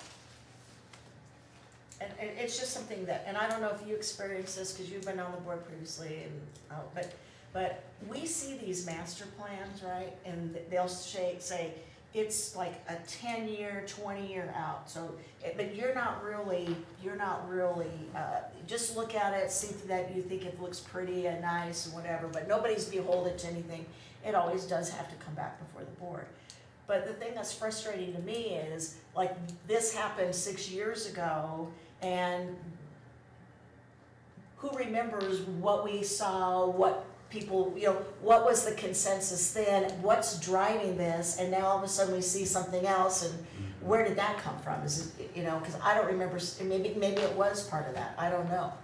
But that's the part is, you know, these master plans that you see, and everybody, you know, says, oh yeah, that looks beautiful, and it's pretty, and okay, it's And we $10 million. paid for- And we paid for those? Yeah, well, you pay hundreds of thousands of dollars for these designs, and then 10 years later, it's like, Design it again. That was a new we're, board. are we doing this again? Where did this come from? Or was that a change in Parks and Rec directors that had a change of? Oh, well, yeah, we have Opinion gone on- through that, I mean, we did go through that. Well, that's change. what I'm saying is, could that have been a change of position on that project? So my comment is not necessarily on this one, but that's just, it's kind of a little bit of a frustration in general with these big master plans. And then a lot of times by the time they come back, that price has doubled or tripled, or sometimes it's like, you know, and then we're starting over. So I don't know how you fix that, because you do wanna be on the lookout and always kind of proactive on the future, but yet sometimes you're so far ahead of yourself that by the time you get there, none of what you did previously and all the time and energy we spent on that, what was that worth? Anything, I don't We'll be know. gone in 2 years So, and we'll I'm sorry, but is the recommendation to delay, not budget $450,000 for that project? Well, I've got a We need question more mark, clarification. yeah, I've got a question mark to ask, like, what's that, yeah. What's it? Well, And I'd like to follow too, I'd like to see the previous one. Yeah. It was just 6 years ago, you guys saw a master plan, I'd like to see it And why is that no longer valid, or is it? Yeah, well, I think we kind of tabled it because the demand wasn't there. I mean, they had the master plan for the whole thing, like, And it was very expensive, I remember. There was a couple of us who said, can't we, is there a cheaper way to kind of And still maybe make it maybe this nice, is but good. not, Yeah, it'd be good to just see. like all that vacant land to the west, Yeah, that's gonna be cemetery. sure, Well, the master plan said, okay, they kind of did this, like, okay, in 18, 19, 20, right. and we're like, no, we don't, the demand isn't there for that. So I think this is kind of a, So I Just a feel the piece of same way about the permanent museum collection. Well, let me step back and say this, and then we'll bring that up. Right. My question following up on the cemetery though, is from the board members that were here when that happened, was there a price tag on what the full master plan build There out was. was going to be? it, Is it- 450 cheaper than what Oh. the full master? it was like $8 million, it was like $5 million. but that's for, The full that was for build out everything. of the cemetery. and some of it has kind of been done a Probably little has, bit. yeah. But it was gonna be pieced out, Nice. but it was, We're gonna start charging admission. It's just, But- Was it the deer in headlights that tabled that thing? Was it because of the price tag that you guys said it it didn't wasn't. worth it? It's not a priority. It was not a priority at that Still time. not, I mean, they told us burials are going down. Well, but I mean, to spend 450 in theory, if we could add all the parking, get rid of the gravel parking lot, you know, work with the roundabout, the new roundabout there and Right, everything but my else. concern in looking at that was there's not enough parking there. They took away a lot of parking to put this pretty oval, and I get it, I understand why they wanna do it. Yeah. But I don't think, for somebody who's been out there at the last 10 years and our biggest celebration, Memorial Day, and some of the biggest funerals that we've had, the parking would not suffice in that current plan that we saw. Well, they still have the big U though, off 392, they'll still have that. Well, I wrote on the diagram and I gave it to Eric, and Eric and Shane both agreed that they would go back and work with adding the more diagonal in that Right. center oval instead of Right, whatever. so this that- is a question mark to just have that continued discussion and are they planning to bring something back? And what they plan to bring back may We be want- higher, may be less expensive, we don't know. But we Or- want to see it. Yeah, we'd like to see it, and we've had a request to even see the original, which has to or be at somewhere. least why is that no longer valid? It's just being pieced out. Anything else David had a, here? David, oh yeah, you were, Yeah, because it really fits the same, because I said at a number of meetings, the permanent museum collection, storage, exhibit, fabrication building for 1.75 million. And if all we're really looking to do is have climate controlled storage, that may be the best solution, but can we not find someplace that has climate controlled storage for $400 a month? Or do we know that Johnstown and Milliken and Greeley, whoever, may also need reasonable quality storage? Let's build a joint facility where we can all. That was my question, could it be regional? So I guess my feeling is, I'm not saying necessarily that this is a bad idea, but I don't think enough due diligence has been done and thought through about what other solutions there may be Right. that might be less expensive or. It sounds like the way that this got morphed to where it's at was the master plan for Diamond Valley with public, with Parks and Rec having a facility out there at some point when we knew the relationship with the school district was gonna end, was going to involve some kind of museum collection facility in the master plan out of Diamond Valley. And the reason that it's coming up now was because our hand was forced because of the school district, that now we're having to do that project faster than the master plan was gonna be out of Diamond Valley. I'm just kind of bringing context, not necessarily for or against what we're talking about here, but I think that that's how the museum collection thing is on the plate for the CIP for next year, is because it was a part of the master plan out there, which is why they're trying to include it in the master plan for where the new Parks and Rec facility. and I still have a lot of heartburn. I mean, and I understand they've looked and they've said, but does it really make sense that we're moving the collection where we act, where, with what we would actually do something with it? We're moving it like 10 miles away. Well, you're right, it's just storage, it's not like it's a From viewing area the for locations of the- where, I mean, if we're gonna do something with it, it's gonna end up in our museum or in one of those little outbuildings. That's what that is about, except for the newspaper collection, which is partly what prompted this too. And I get it, they're full, and I get it, but it, does it make sense that all that stuff is so, it just seems odd that it's so far away. It's not even in the vicinity of where you're having your Not even museum. far away in the public works Yeah, area. Yeah, well, wasn't that budgeted 6 or 8 million or something originally? And I now, think the other piece is on the top there. yeah. That's the actual public I works. think they're just building them That's together, a but they com- budgeted. that's things a coming from combined different budget. ledgers. Yeah, because now they're separate. Remember, they're gonna use that out storage building on Public Works for this and enclose it and put in the climate control and add the addition onto the Public Works building to house the IT, and, you know, all the, and parks and all the additional staff members that need to be housed. I think this museum piece needs a lot more explanation. I should have asked before, but how much square footage do we need for storage? Because right now it's upstairs at the building. well, they got a bunch of stuff in the Eaton House too. Okay, so what? They What we got, kinda got it 2,000, scattered all over. 2,000 square feet? We talked about that a little bit, the square footage. So- Well, they're also full to capacity, so we do want some room to acquire. But 1.5 million for construction, that's a pretty big building.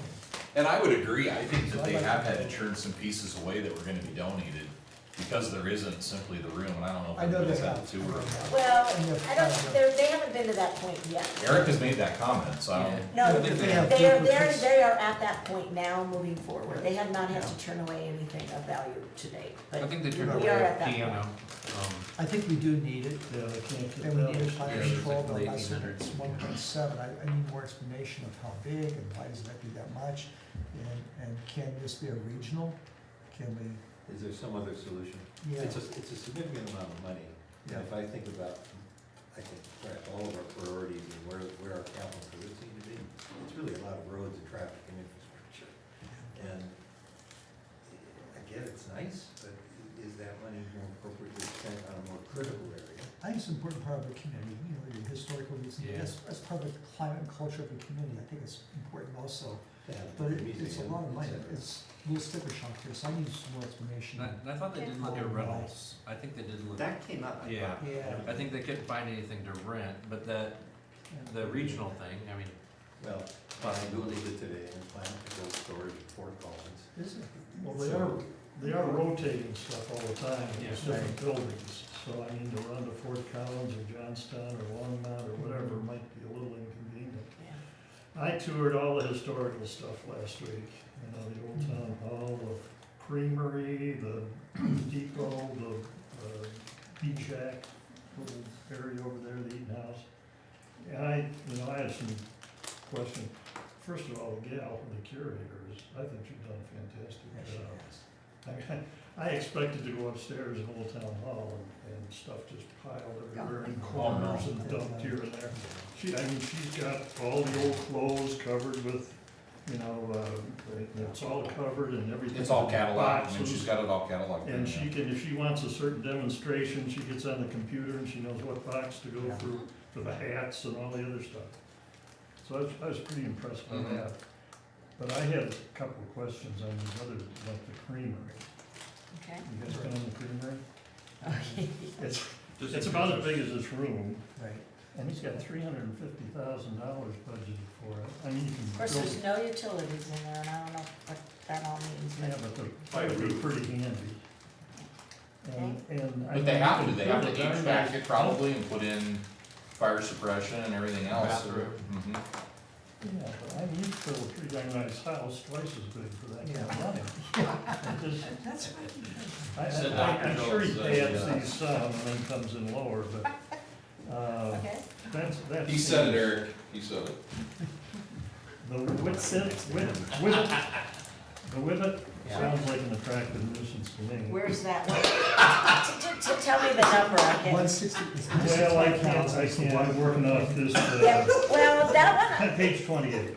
okay, that one I question too, only because Yeah. There's gonna be, that's gonna be, I think, a bigger headache to our police than we all are maybe Yeah. thinking. Our that- employees? Our police. Oh, that was my first question. I'm How not do we sold on secure it. it? I think that's something too that maybe could be better thought out and maybe held off on a little bit till we, you know what I mean? I agree, I did ask Shane about that, like, why would we do that versus maybe that 165 earmarked for trails or something else in parts of that. Well, I think Yeah. Eric's. Well, His especially good because who's on His Peter point River though Trail? was Yeah. that- They're gonna be yeah. asking us for a lot more money. His argument for it As our- was that over time, it would generate sales Yeah, it revenue just- for us. And they're looking ahead at revenue needs, but I still not sold on that. Well, Mike, I'm gonna bring this back, is I'm not so much opposed per se to the whole Wibbit idea, because I think in time it will pay for itself. Yeah. My biggest concern, and because I've voiced this before, is safety in the summertime at Boardwalk Park. We don't have a way to control really who comes and goes, you know, et cetera, and it's gonna make it a regional attraction from all surrounding communities.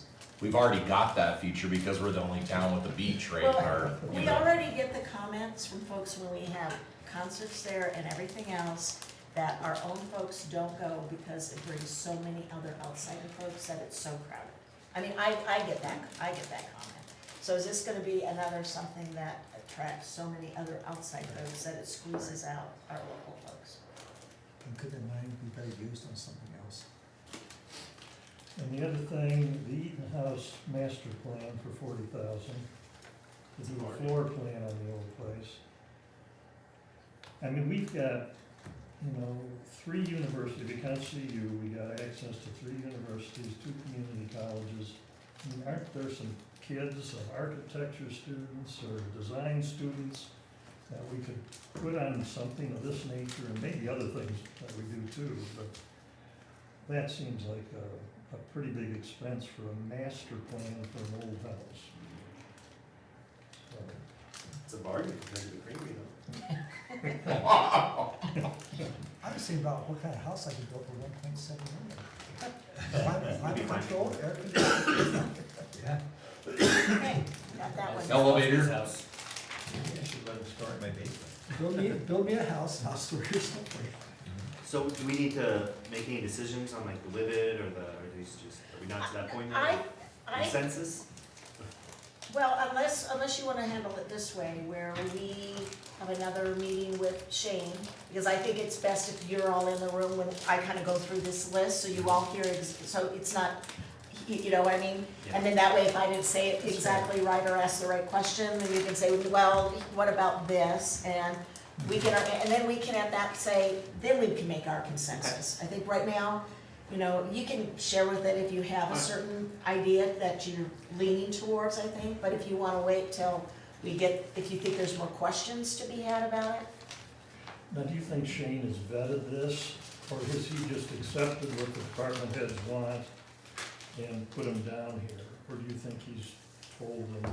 No, I think he has vetted it, because I think from what my understanding is, there were considerable more asks, and he went through and tried, and did prioritizing for us, what he thought was in the best interest.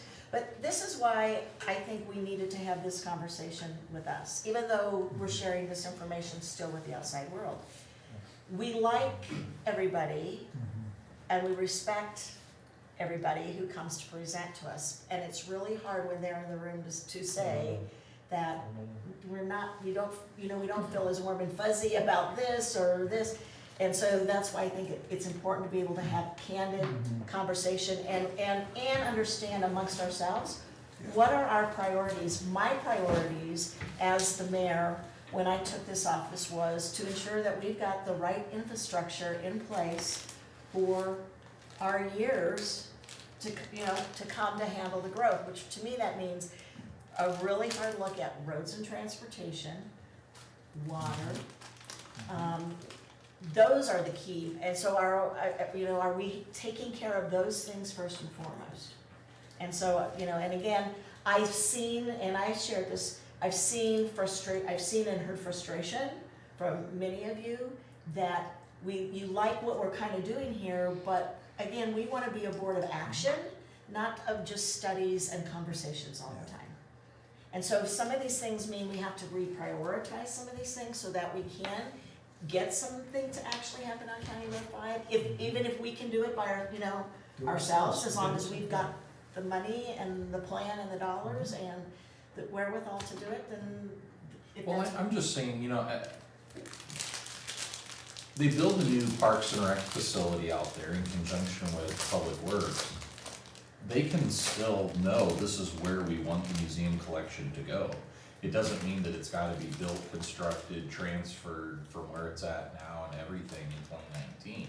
That facility could actually be, this is where the building's gonna go, or the retrofit of the building out at Public Works, so this is where it's gonna be, you know, et cetera, that's already been figured out. It just doesn't mean that it needs to be done next year. I mean, and I'm not saying, but you know, look how quickly not doing the museum collection and not doing the Wibbit, no offense, Eric, if you're watching, but I mean, there's $2 million basically right there. Where if we were to say, hey, we've already put $1 million aside for transportation, just like that, we have an extra $2 million. I mean, now we're dealing in the millions of dollars that could be used. Wildwood. But I think the museum, though, we need an alternative, you can't just get rid of it, It doesn't happen this year, it's gotta be, It does need something. It There's no does, question. It It does. does need absolutely. something. and it might cost Right. more, and I'm not disagreeing, but Right. by doing it with the Parks and Rec building, maybe it's saving 500,000. It's true, that's true. Like I said, But those are overall, things we need. Cause the plan that they had out of Public Works was to retrofit the cold storage building heat, right. that had the 2 low Right. garage doors and everything else that we had. And they are trying to look at, and my understanding is, a lot of cost efficiencies of things that can happen all at the same time while there's construction. Right. And so maybe when it comes back and presents, it will make more sense. Yeah, Maybe we just need $1 million clarity. But because like, I think you keep saying it, we just need more explanation, We need to read. because that's a right. very high number, Right. Well, and I think, Mayor, justification of that number. to your point, I think probably all of us have very similar priorities in terms of what we think is important to the town. And you know, you take a step back and you say, does this budget reflect those priorities? Well, to some extent, yes, there's certainly a fair amount of traffic design engineering, but the other elements that you mentioned are not, I don't think, adequately covered. It's, you don't see the priority in terms of where the dollars are being dedicated. You said your priority is traffic, Okay.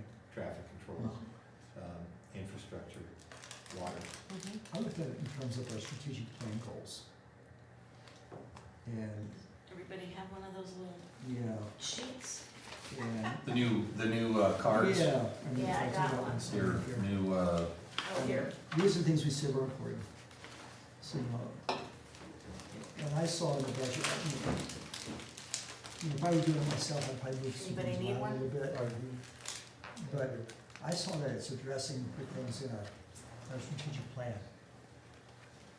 I also saw that it's a balanced budget, which we did not have this year. and I will say this, I commend Shane on that. I do He's too. been very proud Yeah. about the fact that we've had a balanced budget and we haven't had that We in haven't had that for a previous while. years, yeah. And I think we are addressing the major things in our strategic plan. It's always a question of how Mhm. much and where, I know that. And what The other thing priority. that I like is, a couple times I've asked Shane questions on things, and maybe I don't agree with that being a priority, but he's always given me a rationale of why, like the Ribbit. Mhm. There was a reason why they were promoting it. I still don't think that's a high priority for us next year, but I'm impressed with those type of things, that they can tell us why. So we talked about the balanced budget, and certainly within the general fund it is, at $500,000. When you look at all funds, and they all funds supported, our revenues next year are 68.6 million, our expenses are 78.5. 78, yeah. I mean, it's a $10 million. Yeah, but You're spending $10 million of whatever your reserve is. But we may have come in under the capital all these other years, saving up for a Parks and Rec building. I don't think it's fair to look at 1 year of capital improvement and say, oh, you're over by 10 million. Well, we were over when we built the Public Works facility as well, but the board made a decision, we wanna pay cash for this. So you're gonna be over some years as you save up and then spend the money. And the board have been putting money back each year for that, right? Yeah, I mean, Right. we told For the, 3 years through. we told the town manager, we wanna pay cash for this Right. public works facility. Right. Right. Well, that means you don't spend your full amount every year, and then when you do build it, you Do exceed you your. wanna maybe see some previous years? Oh, no, I mean, being new, you know, part of the education I mean, of me is, And Just because the if you, num- if just you look those- at it just fund that by number. fund, That's a every, perfect- every fund is sort of living Oh, within yeah. its means, Right. other than cap. That's a good question. And That's you're $10 million over, so the gap between revenues and expenditures is all out. Right, Well, that's why you should always look at the, operating budget, that's the one you want balanced. The capital is gonna change depending on these major projects. If you looked at the 2020 capital, it may have a $10 or $12 million surplus, because there's not this major kind of. Well, but there was also something else that was going on there too, that Shane with this new budget has reined in with Dean's help. And that is proportionately hitting the water fund, the sewer fund, for all of the salaries that affect those other budgets. Where Mr. Arnold didn't do it that way, it was all coming out of the capital. Right, the capital, to his. That's right. For better or worse, that's how it was accounted for, which was, That left more money in the capital to spend. that's right. Now we're using capital money for salaries. It's just a, Or using the funds, using the other funds to cover the salaries That's what I mean. that, right. you're using. Well, he had a memo in one of his, like, this September thing that kind of stated the direction he was going with Yeah. this. Oh, right, here it is. Barry, do you want something to drink? I'm gonna make another round upstairs. Do you want something? Oh, good. Diet Coke? I'll take it. Another one? This is. And, Tom, are you okay? I'm good, thanks, Paul. There's an October 1 memo that he had sent with. yes, yep. That kind of talked about why it was moving in that direction and Mhm. why we were seeing that where we normally hadn't, and See, my only concern with that, and I did express it to him, is I don't disagree with doing it, but we are now spending capital money on salaries, whereas before we were only spending capital money on projects. And it makes sense, because if Omar is working on capital projects, his salary should be covered by capital Right. money. In the past, it wasn't done that way. But maybe that's So why, he theoretically- wasn't, and should So we, theoretically, next year, if in that case, that individual's not working on a capital project, their pay would be coming out of a different budget. yeah, but they're always working, I mean, Yeah, it's gonna be, yeah. they're all Right. water or roads, there's so many. Yeah. I think he was really trying, well, and, you know, revenue projections based on percentage is different too. Yeah, So I know he was really working to, and I think that makes sense right now until we hit a recession. well, and I thought, wasn't there a previous request that, so they want, there's 7% additional in there right now, right? 3% for merit pay, 4% for the salary survey. I thought somewhere there was a request that they wanted to hold that 4% in there, and I would not be in favor of that. Unless the salary survey comes back and shows that they need the full use of that 4%. but we won't get it till after the budget's. I know, but then I think what should happen is if it doesn't, it should come back into somewhere. I mean, it should just be used as a placeholder for right now. Didn't you just ask that tonight? Yeah, cause he said it could, right? One of you asked that Yeah, tonight. And where would it go back into then? The operating? Well, the money just wouldn't be spent. When we looked at the actual, if it came in, it would be lower. But we need it in there, I mean, I think it's, Oh, yeah, we have to have it in there. I agree, it has to be in there but as if a it doesn't get placeholder. used, it just comes If it in. doesn't, but if it's not used, I thought there It'll had just been be a under budget. request to just keep it in there. We keep the budget in there. You had asked, You would come in under budget. you had asked at one of the upstairs meetings, does it need to be in there? Can't we do this and appropriate it later? And, because we don't know. And, one of my comments on what he sent today was, is that 4% still in there? Because I would have thought I'd see it drop, and it is still in there. So it's still in the budget, and his comment was, depending how salary surveys come out, at least this may be the ceiling. Right? Put the 4 in there, because if that's what you have, that's what you have. If the salary survey comes out suggesting a higher number, too bad, we've really capped this year's impact at 4. Right. I get that, who knows, right, we have no, thank you. Okay. Thank you, I need Brady. Oh, Sorry. You rejecting it? For now. You can have it, All right. go for it. I'll break Okay. down. okay, so we're okay with that then, because, based on what he said tonight anyway. Okay. Placeholder again. Can I do one more thing on the capital? Absolutely. This was my idea, Yep. I don't know if I regret it yet or not. The $1 million reserve for transportation. My thought and my intention was that that would just always kind of be there. It wouldn't grow or be spent unless CDOT came to us with a project. And then it would be used. It wasn't like, oh, we got an extra $1 million just to use. Right. That was my intent, so I don't know if I wanted to clarify that, and we can get rid of it if that's not. But it just, because they said, you brought up, well, they may come to a request like I-25. Well, if we have it reserved for that one-time request. That doesn't mean it has to be spent. Correct. No, I hope it doesn't get spent, it just kind of Well, stays for unless we every have a year. really good project, right? That all of a sudden, if they came and said, do you have money to, we can do something with County Road 23, and we can say, oh, we got $1 million, we know we have $1 million. What But I'm if we saying, I don't thought, spend it- your point though was that we would let that add $1 million every year. That wasn't my Potentially. intention. My intention was to have that $1 million just every year, 1 million. Not grow, not, Oh. that was my intention, I mean, I thought we were gonna dump $1 million in there every year. That's what I well, then thought it just too. becomes like, For me, I think part of it depends on what happens with these other transportation funding issues. Yeah.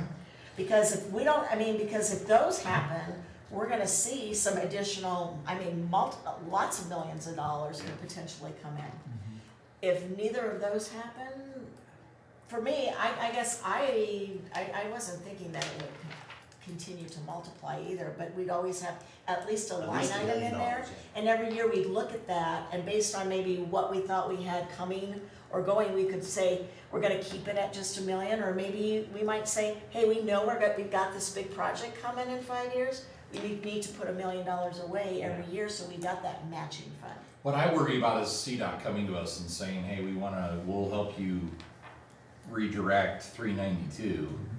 And it's a $25 million project, and we're going, where do we have, how can we pay a third, or how can we pay a half, or, the CDOT's ready, they're willing to kick in the money, if you guys can do this, and we're going, well, wait, we only have $1 million set aside for that, and it's our highest line item by twice as much if we all of a sudden put it all in 1 year. That was kind of my point when I brought this up, and I think you had 2 points. One is, I think your concept was that money would be for a CDOT project. I-25 type project. Yeah. Only CDOT type projects, not our own internal. I'm okay either way, but I was thinking like Paul is, if CDOT comes to us in January or February and says we can reroute 392, but it's gonna cost $25 million, I wouldn't assume we're getting prepared for that, because I think that's a real game changer for our community. And I know we'd have to kick in something. And so it might not just be $1 million a year, it might be building it up, I don't know. And I won't have an opinion on that until I see if CDOT actually does come through the plan. And then also if either one of the transportation bills. Well, but we pass. also have another I think year it's a- before it's we a- have to it's a- allocate anything Right, it's more. a start for us, so we have at least a little bit, so we can see where things are in the spring and. Right. Well, my main concern is there's an allocation in there, and if it Yeah. doesn't get spent, it doesn't mean that Oh. now we've got this Right. extra million. Right. But it's there only to be used For on CDOT. transportation, CDOT, the and transportation yes, projects. specifically, yes. Because even if that project out there will make 25 million, they may not want but $1 million or 2 from us.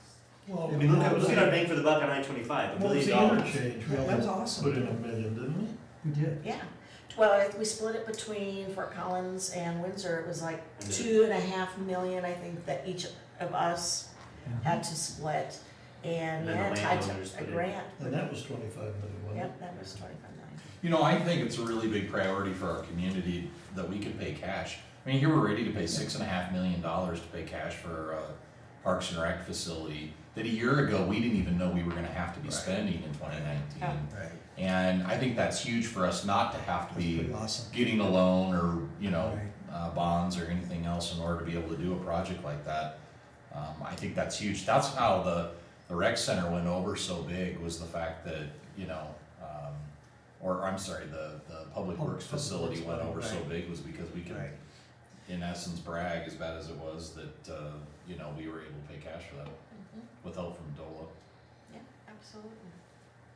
I think there's some things that are really, they're small, but I think they're pretty exciting. So these aren't questions, just comments. I'm really excited about the 300 block on Main Street, diagonal parking and the building design. You know, with the mill coming online, we're gonna see more people down there, so I think that's gonna really help our people. Adding parking, That's gonna be really nice. And a couple other little things that are really, the pedestrian crosswalk treatments. Talking to Shane, we've got $100,000 in there, it's about $20,000 per crosswalk. We always hear from people about crosswalk safety, and what he explained to me was, the idea is, based on data, where we have a real need, we've got somebody we can go ahead and actually do something. Is that for the bulb outs? Could be a bulb out, could be whatever the It design. could just be code- like, Flashing Dr. signs. Jones and I just had some citizens on from Locust who, there were like Yeah. 5 of them. We had a couple meetings with Chief and Yeah. they came back in and they did their counts and numbers and said, and came back and said, yeah, it warranted, and what it was basically a sign and striping, I think, Mhm. in 2 locations down that street. Well, we already looked at the flashing Oh, and a little signs, of what, trimming of a 10,000 tree. for each Couple one, or trees. repairs at 10,000 or something like that? I just, most of what gets done in town, people don't see. You don't see the sewer and the water lines and the big stuff, but it's kind of neat to put some things in there that I think really improve people's life really quickly.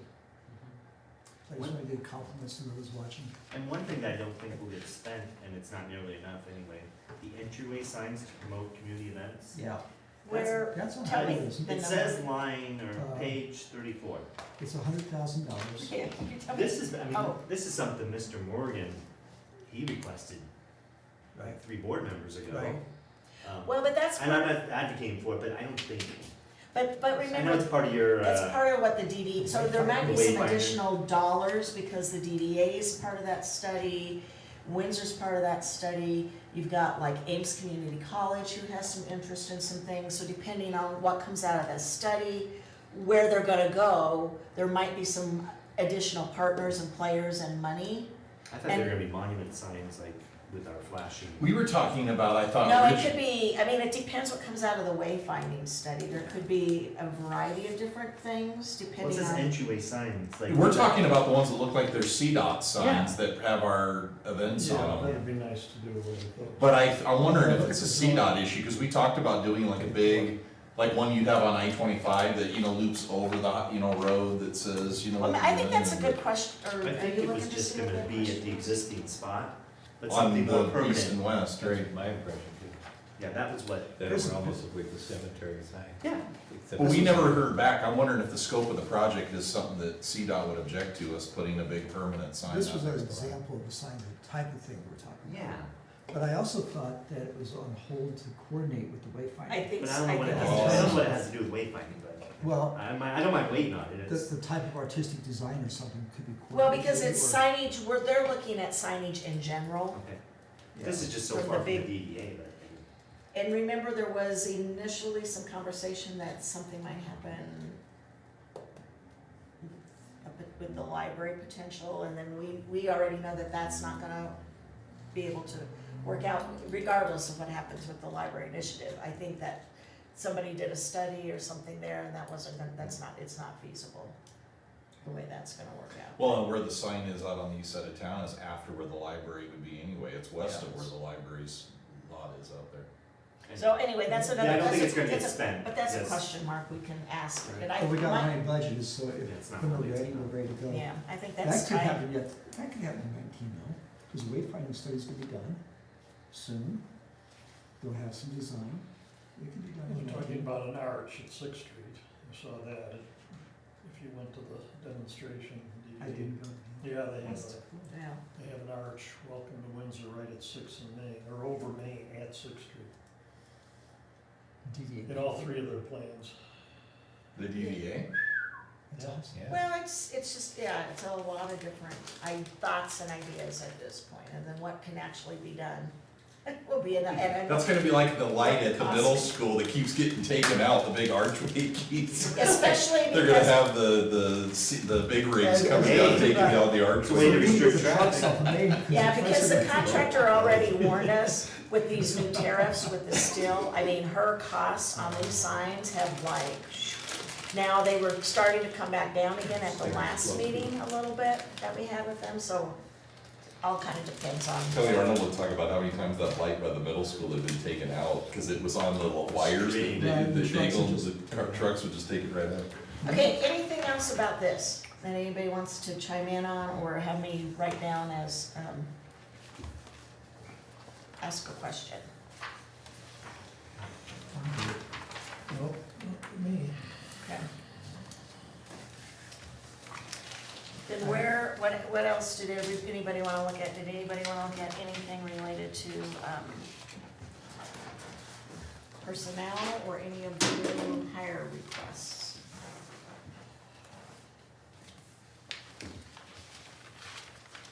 So I thought he was maybe gonna say something tonight, but he didn't, so, in the budget, there's for those 3 new department, what do we call them? Heads. I'm looking for the names here, because they all have. Directors? Directors, Directors. they each have a different name. And so his request was originally gonna be for customer service, which was over planning and engineering. He would like to bump up over the department that sees HR and customer IT. service. So community Potentially development IT. was planning, Planning And and public engineering. service was, Unless he thought differently, but I Yeah. thought he was gonna say something, but, and that's only because of Kelly Holdwig's departure now. so he's gonna move up So he, administrative. so he'd like to get somebody hired there That's why sooner, it's on there. Okay, you know, and, is that this, administrative list? It's on, no, that's that Okay. separate okay. person.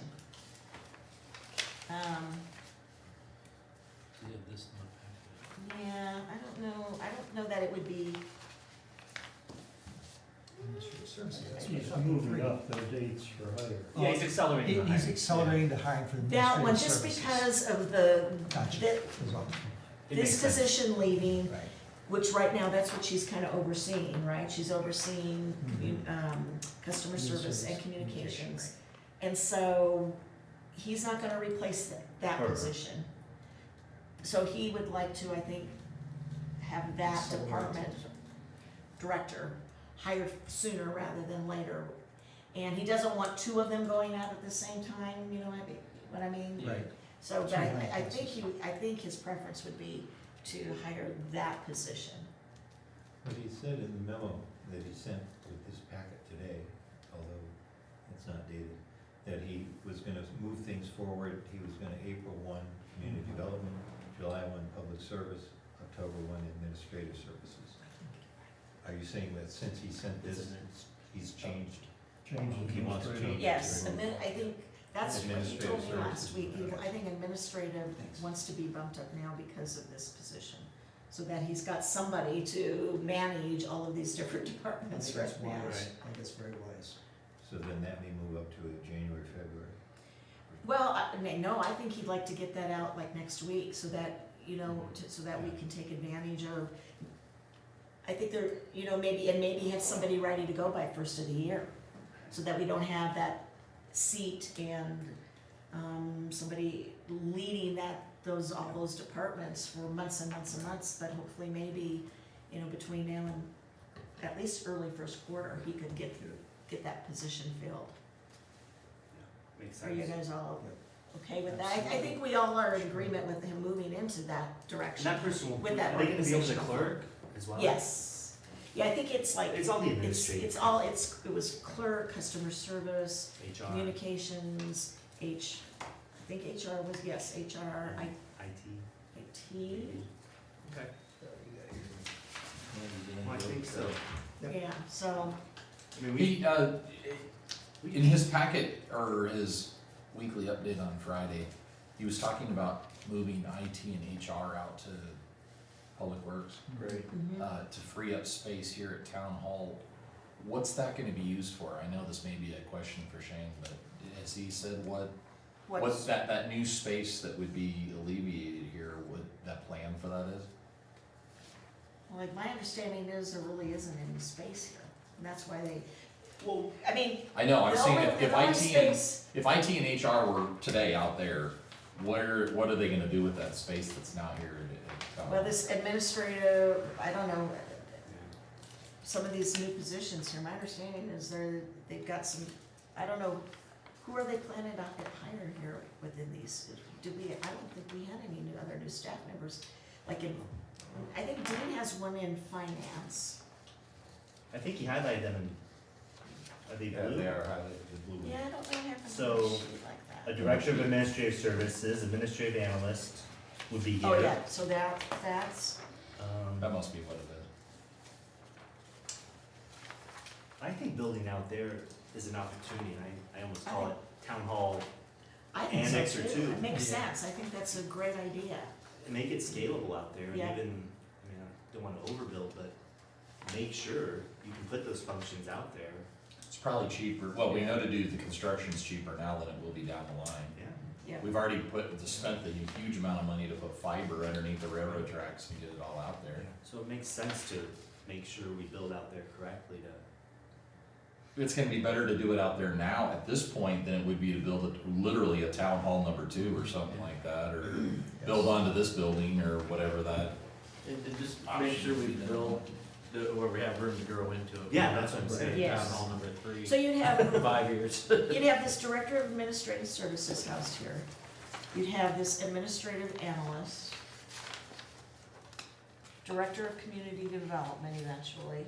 I mean, that's for next year. Yeah, 'cause that's- That would be coming here, because that's over engineering and planning.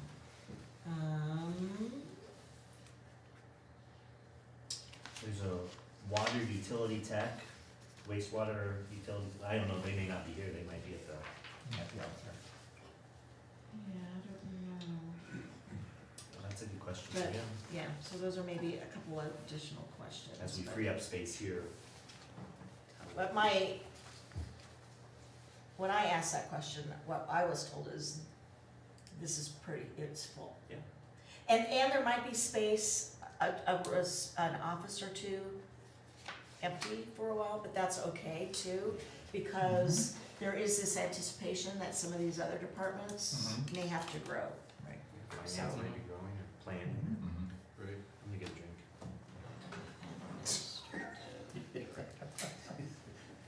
Give me a dirty look.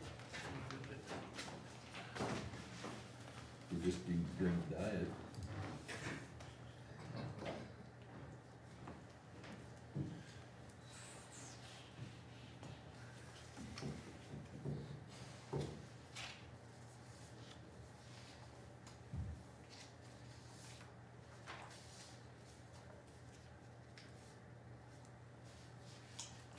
Well, we've talked to, I mean, like pretty preliminarily about having an assistant town manager at some point. That would be a good role to actually have somebody that could officially step in if and when Shane needs a break or vacation or something. Well, he wants to take a couple of years to make that decision, to kind of see what all these new directors are gonna, how that's gonna align. But in the meantime, as he kind of does this new alignment, gets some of these new people, he will identify a couple of folks, just like Kelly Arnold did too, that would be, so right now in the interim, if he left or is gone, they would step in as, you know, for just 2 weeks. And not necessarily are they that role They may not be permanently, the future. but they are the acting role so that he can take vacation and whatever. Right. And I think that's the way he intends to operate that for the next couple of years, 2 or 3 years is what he told me. He plans to hire these, because I wanted to know who was gonna hire these directors, how they were gonna be hired. But not alone, he's gonna do what's called an assessment center, which he wants to put online anyway, which would consist of other folks maybe from other communities who have experience in some of those certain roles, but it would be a collective group, maybe a couple of outside department heads, not department heads related specifically to who that position that he was gonna hire, but another department head, maybe some outside groups in municipalities, maybe some outside key stakeholders, but he would formulate a group, and then as those folks came in, because I said, you know, those are pretty, I mean, those are kind of our next level folks, they're pretty, so with all of our other key folks that we've hired in those realms, we've had opportunities to meet them, so I think he kind of anticipates doing kind of that same thing, where they would get it down to maybe 1 or 2 candidates, or if they had a preferred candidate, we would have the opportunity to kind of meet and chime in. We wouldn't be necessarily in on the Q&As, you know, the interview questions, but we could be part of the process in some way. But he called it an assessment center, something he used when it was in Cortez. That worked really well, which meant he had a few other sources to help him make those kinds of key decisions. You give me this look like he's trying to gauge what the rest of us are. So, because I said, are you gonna just do this all alone, or how do you, I mean, that's a big decision to make, right, go through this process, so he does have a process, it's something he's used before, and he says it works really well, so.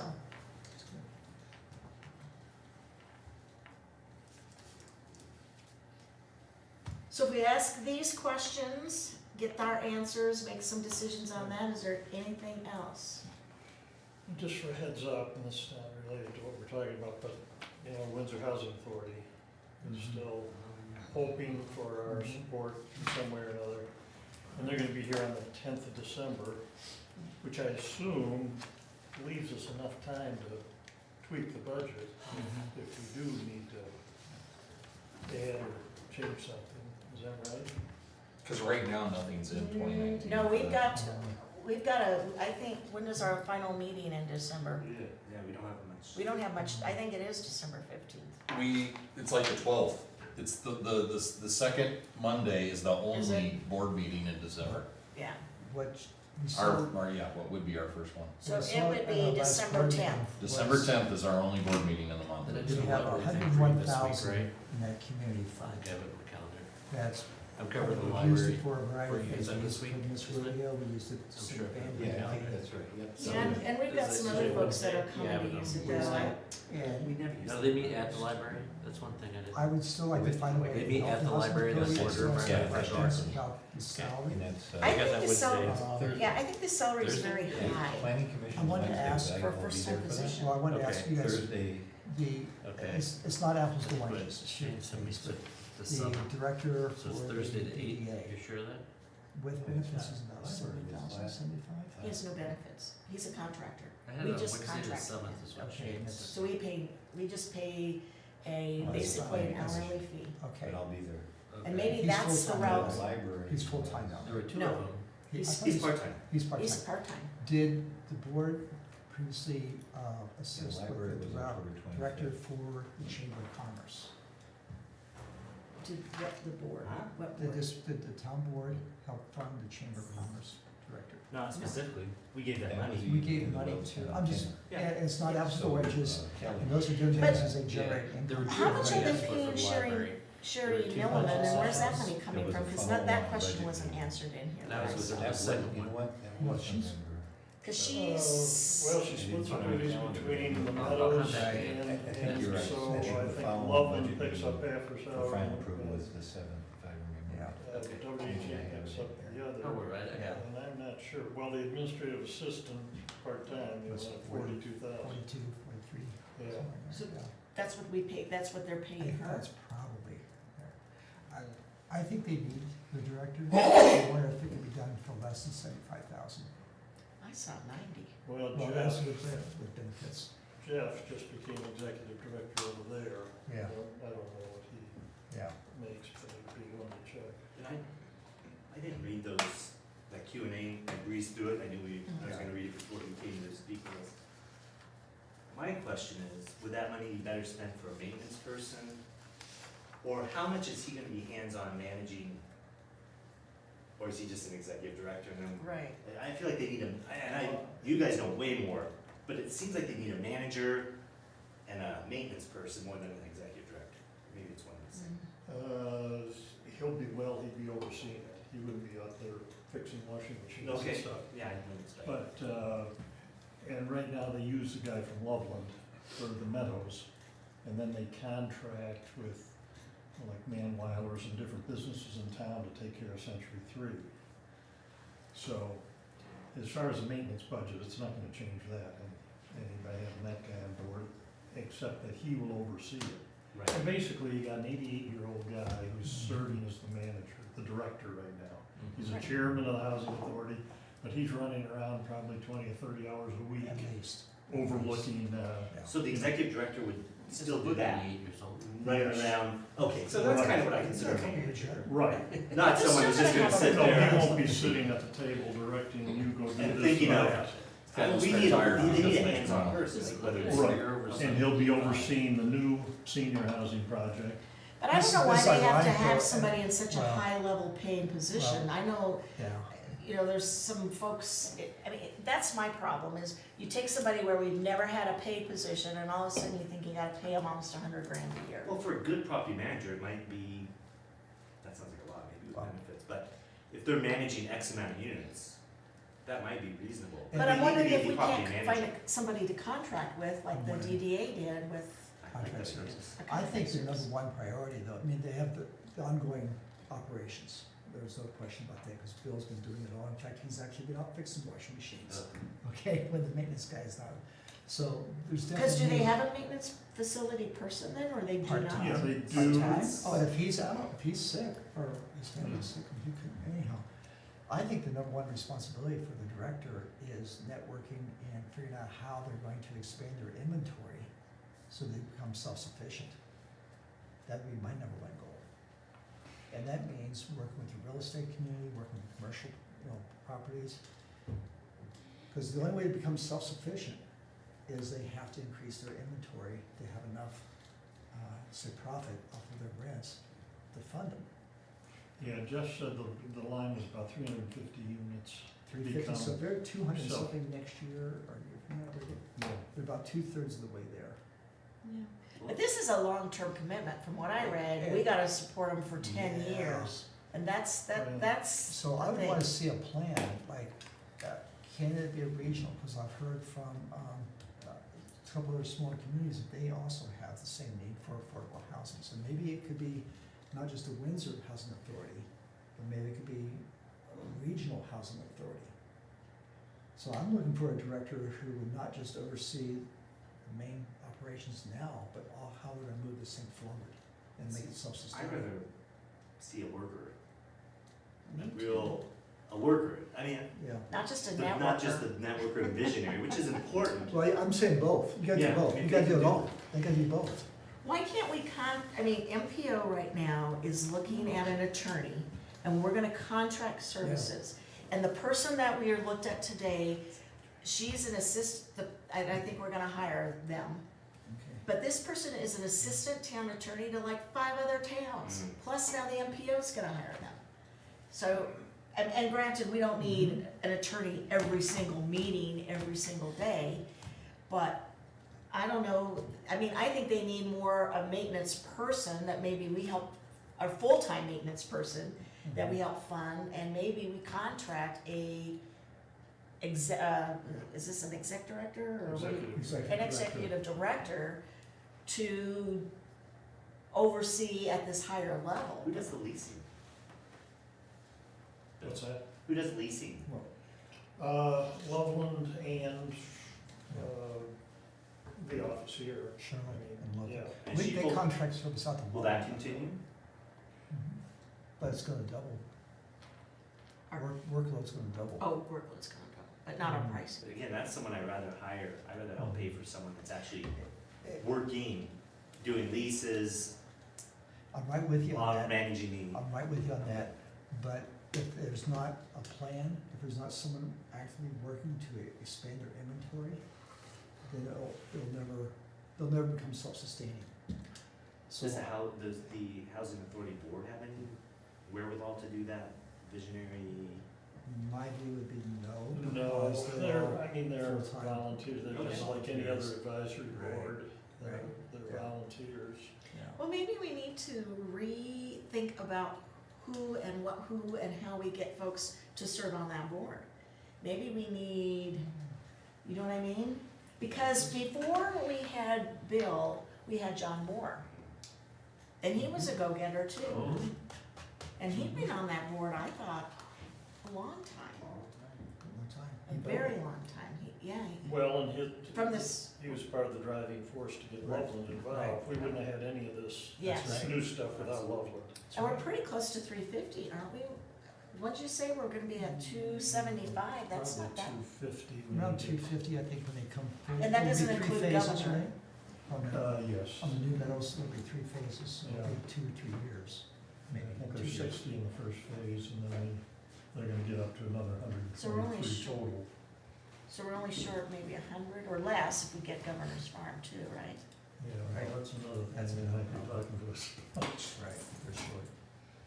Yeah. See, what they did, they got a loan from the Bank of Colorado for 800,000 or something, and they had to pay 1.3 million for the land for this new facility. And they I used saw that. half of their Yeah. reserve to make up the Right. difference. Yeah. And then they have to keep a reserve as well. So, I really want to push this regional idea, because Jeff told me that either Milliken or Johnstown is interested. I saw our Summits mayor the other night, and he said, yeah, I'd like to talk to us about it. Oh. And then, for me, I started coming back to And what about Eaton? transportation, Yeah. okay? Crossroads, if County Road 23 or 25 is improved, I mean, if transportation is improved in northern Colorado, whether it be workforce, people live 15, 20 minutes away from Windsor, they don't have to live right here if we have the transportation system. So I'm looking at things more regionally now. And to add another 100 units, Windsor housing, I don't know how fast that could happen, but if it was a regional, Effort? there might be a way to generate the income to become self-sufficient. well, I Why kind of can't appreciate Loveland that. help us? We're working with them now, are we, oh, they're They helping gotta us help a a lot. lot. but are we getting off the, That helped. hey, I mean, like, are they getting rid of us, are we gonna keep working with them? No, they'll stay with us in whatever capacity we need them But to. could we pay them 50 grand and they could give us a executive director part-time, or? Yeah, how big is their staff? It's more than They this have guy that 50 we, They have 50. they have 50 people? They got a big building over in Like Loveland. recreate a wheel there? I wonder, They're in good push your shape. contract service. Contract with them? Can't we, yeah. I don't know. Something we could. I'm just talk throwing about. it out. Yeah, 50 I- Because I don't know that we salary. need I a really wanna help them. I wanna 40 figure out the hours a best way week to- Absolutely. person. Yeah. We can affordable help them. housing. Yeah. Let's do it. Let's Well, Jeff knows our operation inside now. I don't know if you remember him. He came in with Bill for the Yeah. bonding thing, Yeah. a few weeks ago. And, well, another thing is a lot of cities and towns have their own housing authority. I mean, they're part of they're a department within the city or town. And these guys are going it alone. That's what it was set up. I like your we're partnering with some of our smaller communities on water conversations, transportation conversations. I've opened that door now for broadband, so we're not doing it all by ourselves. Why wouldn't we also do it for our Windsor don't know how Housing it would Authority, work. which means Yeah. not only senior housing, but it's Workforce affordability of Workforce housing housing. as Well, well. that's one thing we So- were pushing for years and years, is Mhm. affordable So I think that housing. makes a think we lot of gotta sense. support it in some way.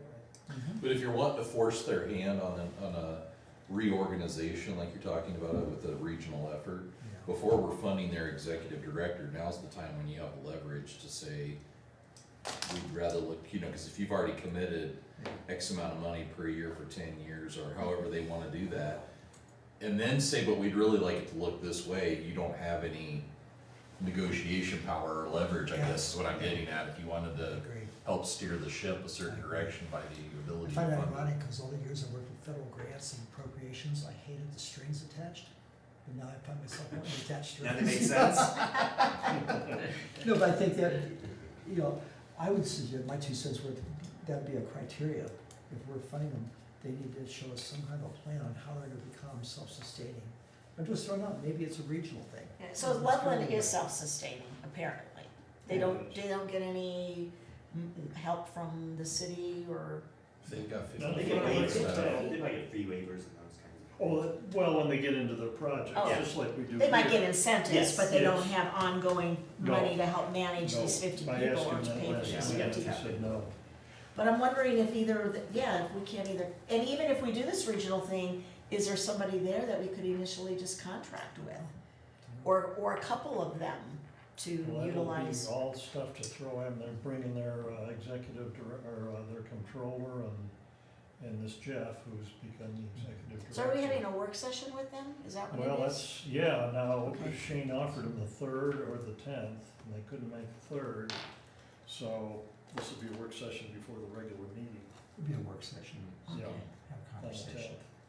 But I'd like to, you know, they were thinking they'd bring this director on in, you know, the second quarter of Mhm. next year, because Bill's gonna stay there. And really, they're replacing Bill.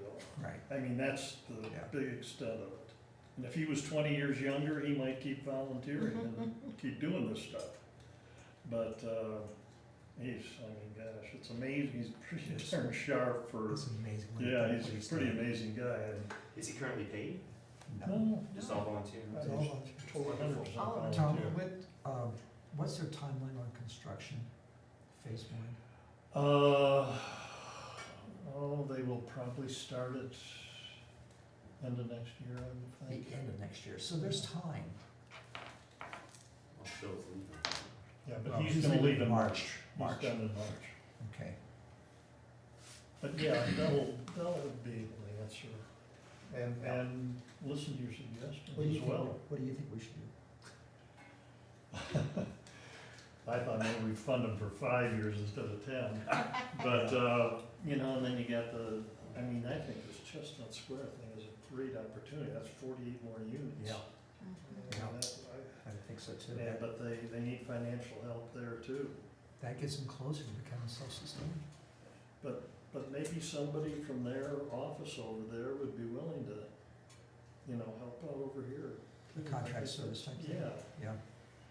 contract or maybe even salaried, but just devote so many hours. You're a quiet, week. David. But I see the wheels turning. What are you Oh, thinking? no, there you Oh, go. I wanna get it, come on. No, Do I get that? Do I get it? Really? I guess what I'm hearing you all say is that there is a business model out there for affordable housing, which is cash negative until you have 350 units. That's what they've said. And- I haven't seen the plan we don't that know, shows. we don't know. Right, exactly, but Yeah. somewhere along the line, they started down this path, either Yeah. perhaps thinking, gee, when we get to 175 units, we're gonna need to hire an executive director. But of course, it doesn't cash flow, so we can't. We'll get ourselves that far along and then the town will bail us out. Because we need help, because we know we can't afford to hire an executive director until we get 350 units. Well, I didn't say that. I said that Did they not know 2 years ago that they're gonna need an executive director? Probably. It came as a surprise, and so, oops, we don't cash flow? So should it not have gone this far because they were cash flow negative? If you started a business and you said, I'm not gonna cash flow for 5 years, you better tell that to the bank, Yeah. see what kind of loan. My you guess is it's probably not the same people that started 5 years ago. get. Maybe not, but I think Bill's kind of inherited this situation probably. So does everybody think that out of our entire population of Windsor, there's not another John Moore or Bill Somebody. Vogaletti? Is that how you say his name? not even listening. That would maybe I can step really forward? I would shut it down. Well, they can raise rents, but they've got to go to this rural development agency, the US Rural Development Agency. And what it amounts to is the tenants don't pay it, most of them It's don't. subsidized. They're going for a subsidy. Federal money. And I guess if they bought Chestnut Square, they would be allowed to raise the rents $40 a month. Governor's Farm, you mean? Or not? I mean, gosh, if they bought I stay Chestnut at those Square, meetings all the time. we'd be way over 350 if we Governor's could buy Farm. Chestnut Square too. Yeah, yeah. So they felt they could get approval, and that place would cash flow itself. Yeah, it's got like 20,000 a year or something positive. So $95,000, a CBT unit is 36,000, so that's 3 CBT units, that's about 900,000 gallons of water every year for 10 years. Well, we give Park and Rec 2 million over and above what they bring in. Yeah. So, you know, I mean, how do you want to spread it around? Yeah. What are your priorities? Yeah. My impression is, and I wasn't around when they started the housing authority, but I bet nobody really talked about a business model. And my impression is it's just been all volunteers. I mean, John Moore, Yeah. from what I've heard, basically, you know, we got by with Yeah. a couple strong It probably wouldn't have volunteers. started without those. It wouldn't have started with them, so I think it was just a couple volunteers really made it happen. And what I've learned from Jeff is Loveland initially couldn't pay for itself either. They had to build up their inventory. Estes Park has been getting subsidized by the town until this year or next year. Then finally go to the point where they, so it's kind of a common pattern that communities, Is Fort Collins over? Fort Collins has yeah, it's a totally different animal. Is that part of the government? over there? I believe so. Yeah.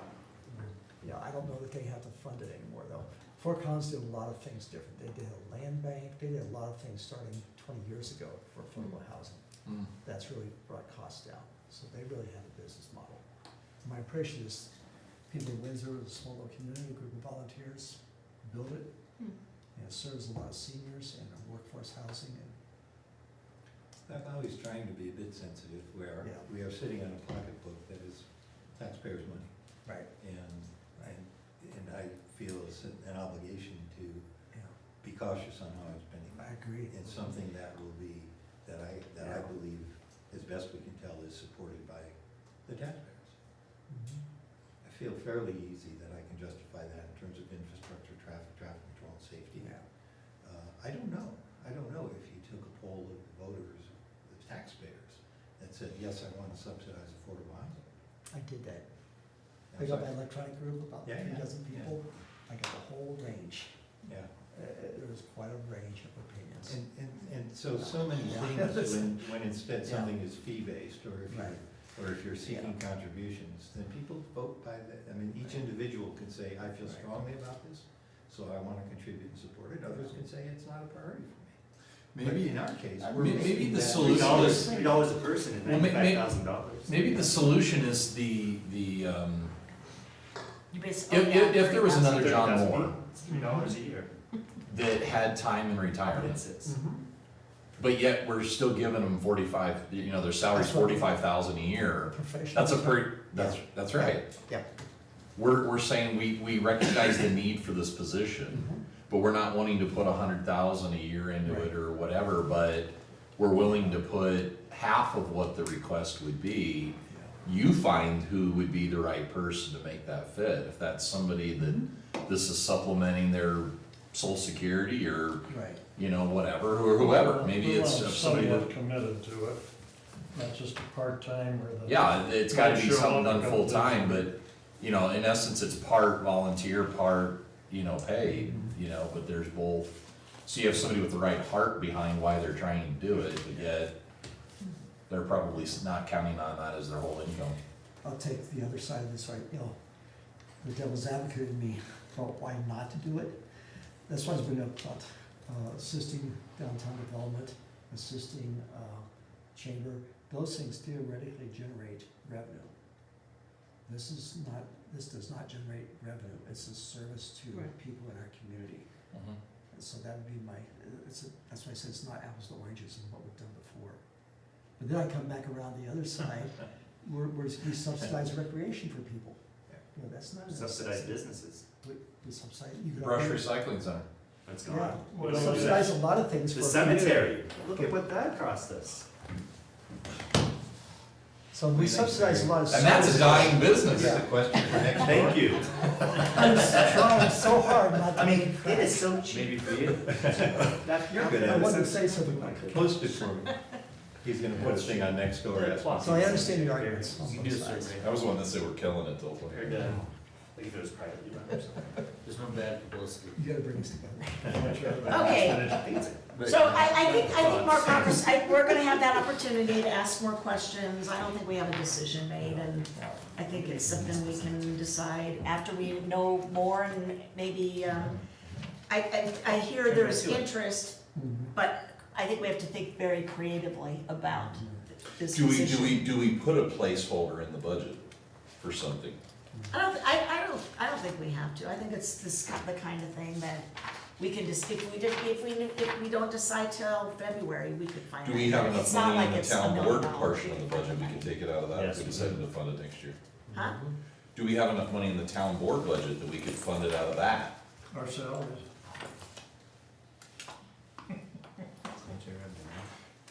I don't, That's right. No, I'm talking about our overall town board, like, we have that fund within the, What are you talking about? Well, we have that committee, We do have a fund in there, Yeah. yeah, that's what I'm talking about. okay.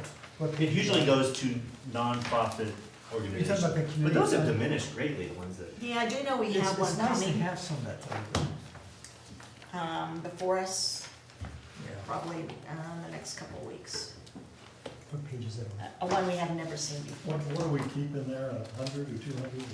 101. I'll try to find, 100,000? I definitely have my thoughts. What? it's a percentage of the overall. I guess I wanna hear what they have to say Number is Who it? did? when they come to Let's us. see. I wanna see. Outside agencies. I haven't funding. gone and read their, anything in detail, cause it wasn't happening yet, So it's but. 101,000. It's a lot of budgeted. money. 101. My number one thing. For Yeah. Like, donations. especially Outside with the agency salaries funding. they give us Still, today, you never spend that what much. people are getting paid, it's. It says this year, we're gonna project 90,000. Like, my, You mean in we have 19? Poudre Private. No, in and 18. For I don't HOA, believe it. you know. Oh, what I I mean? thought. That we're gonna spend what we That's budgeted. because of the Oh, creamery, we're management paying for the and staff, what we're they're paying in doing. exchange You know, to, the for the level staff. of- That's coming out of For the something. creamery. No, I think he put We in can contract 100% of the out. budget, You not either knowing have what's a gonna happen the person rest or of the can year. somebody else, Cause the previous year was Provide that 14,000. service. Yeah, but that's the amount of the statute. not a half-price person, but And the exchange for They the have an it. service. organization that can provide the Yeah, service. But for next year, we're still budgeting 102,000. We have 101,000. Yeah, because it's it's always But a I think- percentage I of, don't know what kind of plan they have. I'm just talking about where we could take the money out of if we decided to Once do they this last John. directorship next year, where we could pull the money, you know. I'm just not It's sure. outside agency. You know what I mean? Yeah, I think I'll like the cancer explore fund. some of That's my this concern. regional and see if we can't get other folks to Used to be participate. I mean, I think we definitely should be part of it, And we all of a sudden, definitely we need to have keep that it. person never paid for me. Keep it going. And we, you know what I mean? I completely agree.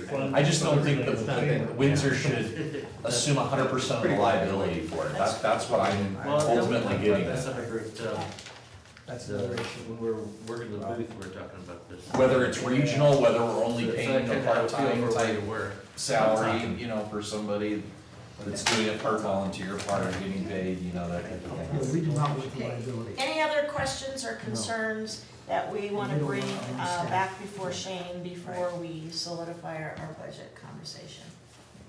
Everybody got out on the table what you had red marked on your, red line in your, Well, how are we getting answers back on this? Because the I think, 10th of December has to be the board meeting that we approve the budget. I think we'll have we'll need to have another conversation with Shane so that we go through this list, so you hear his answers to your questions.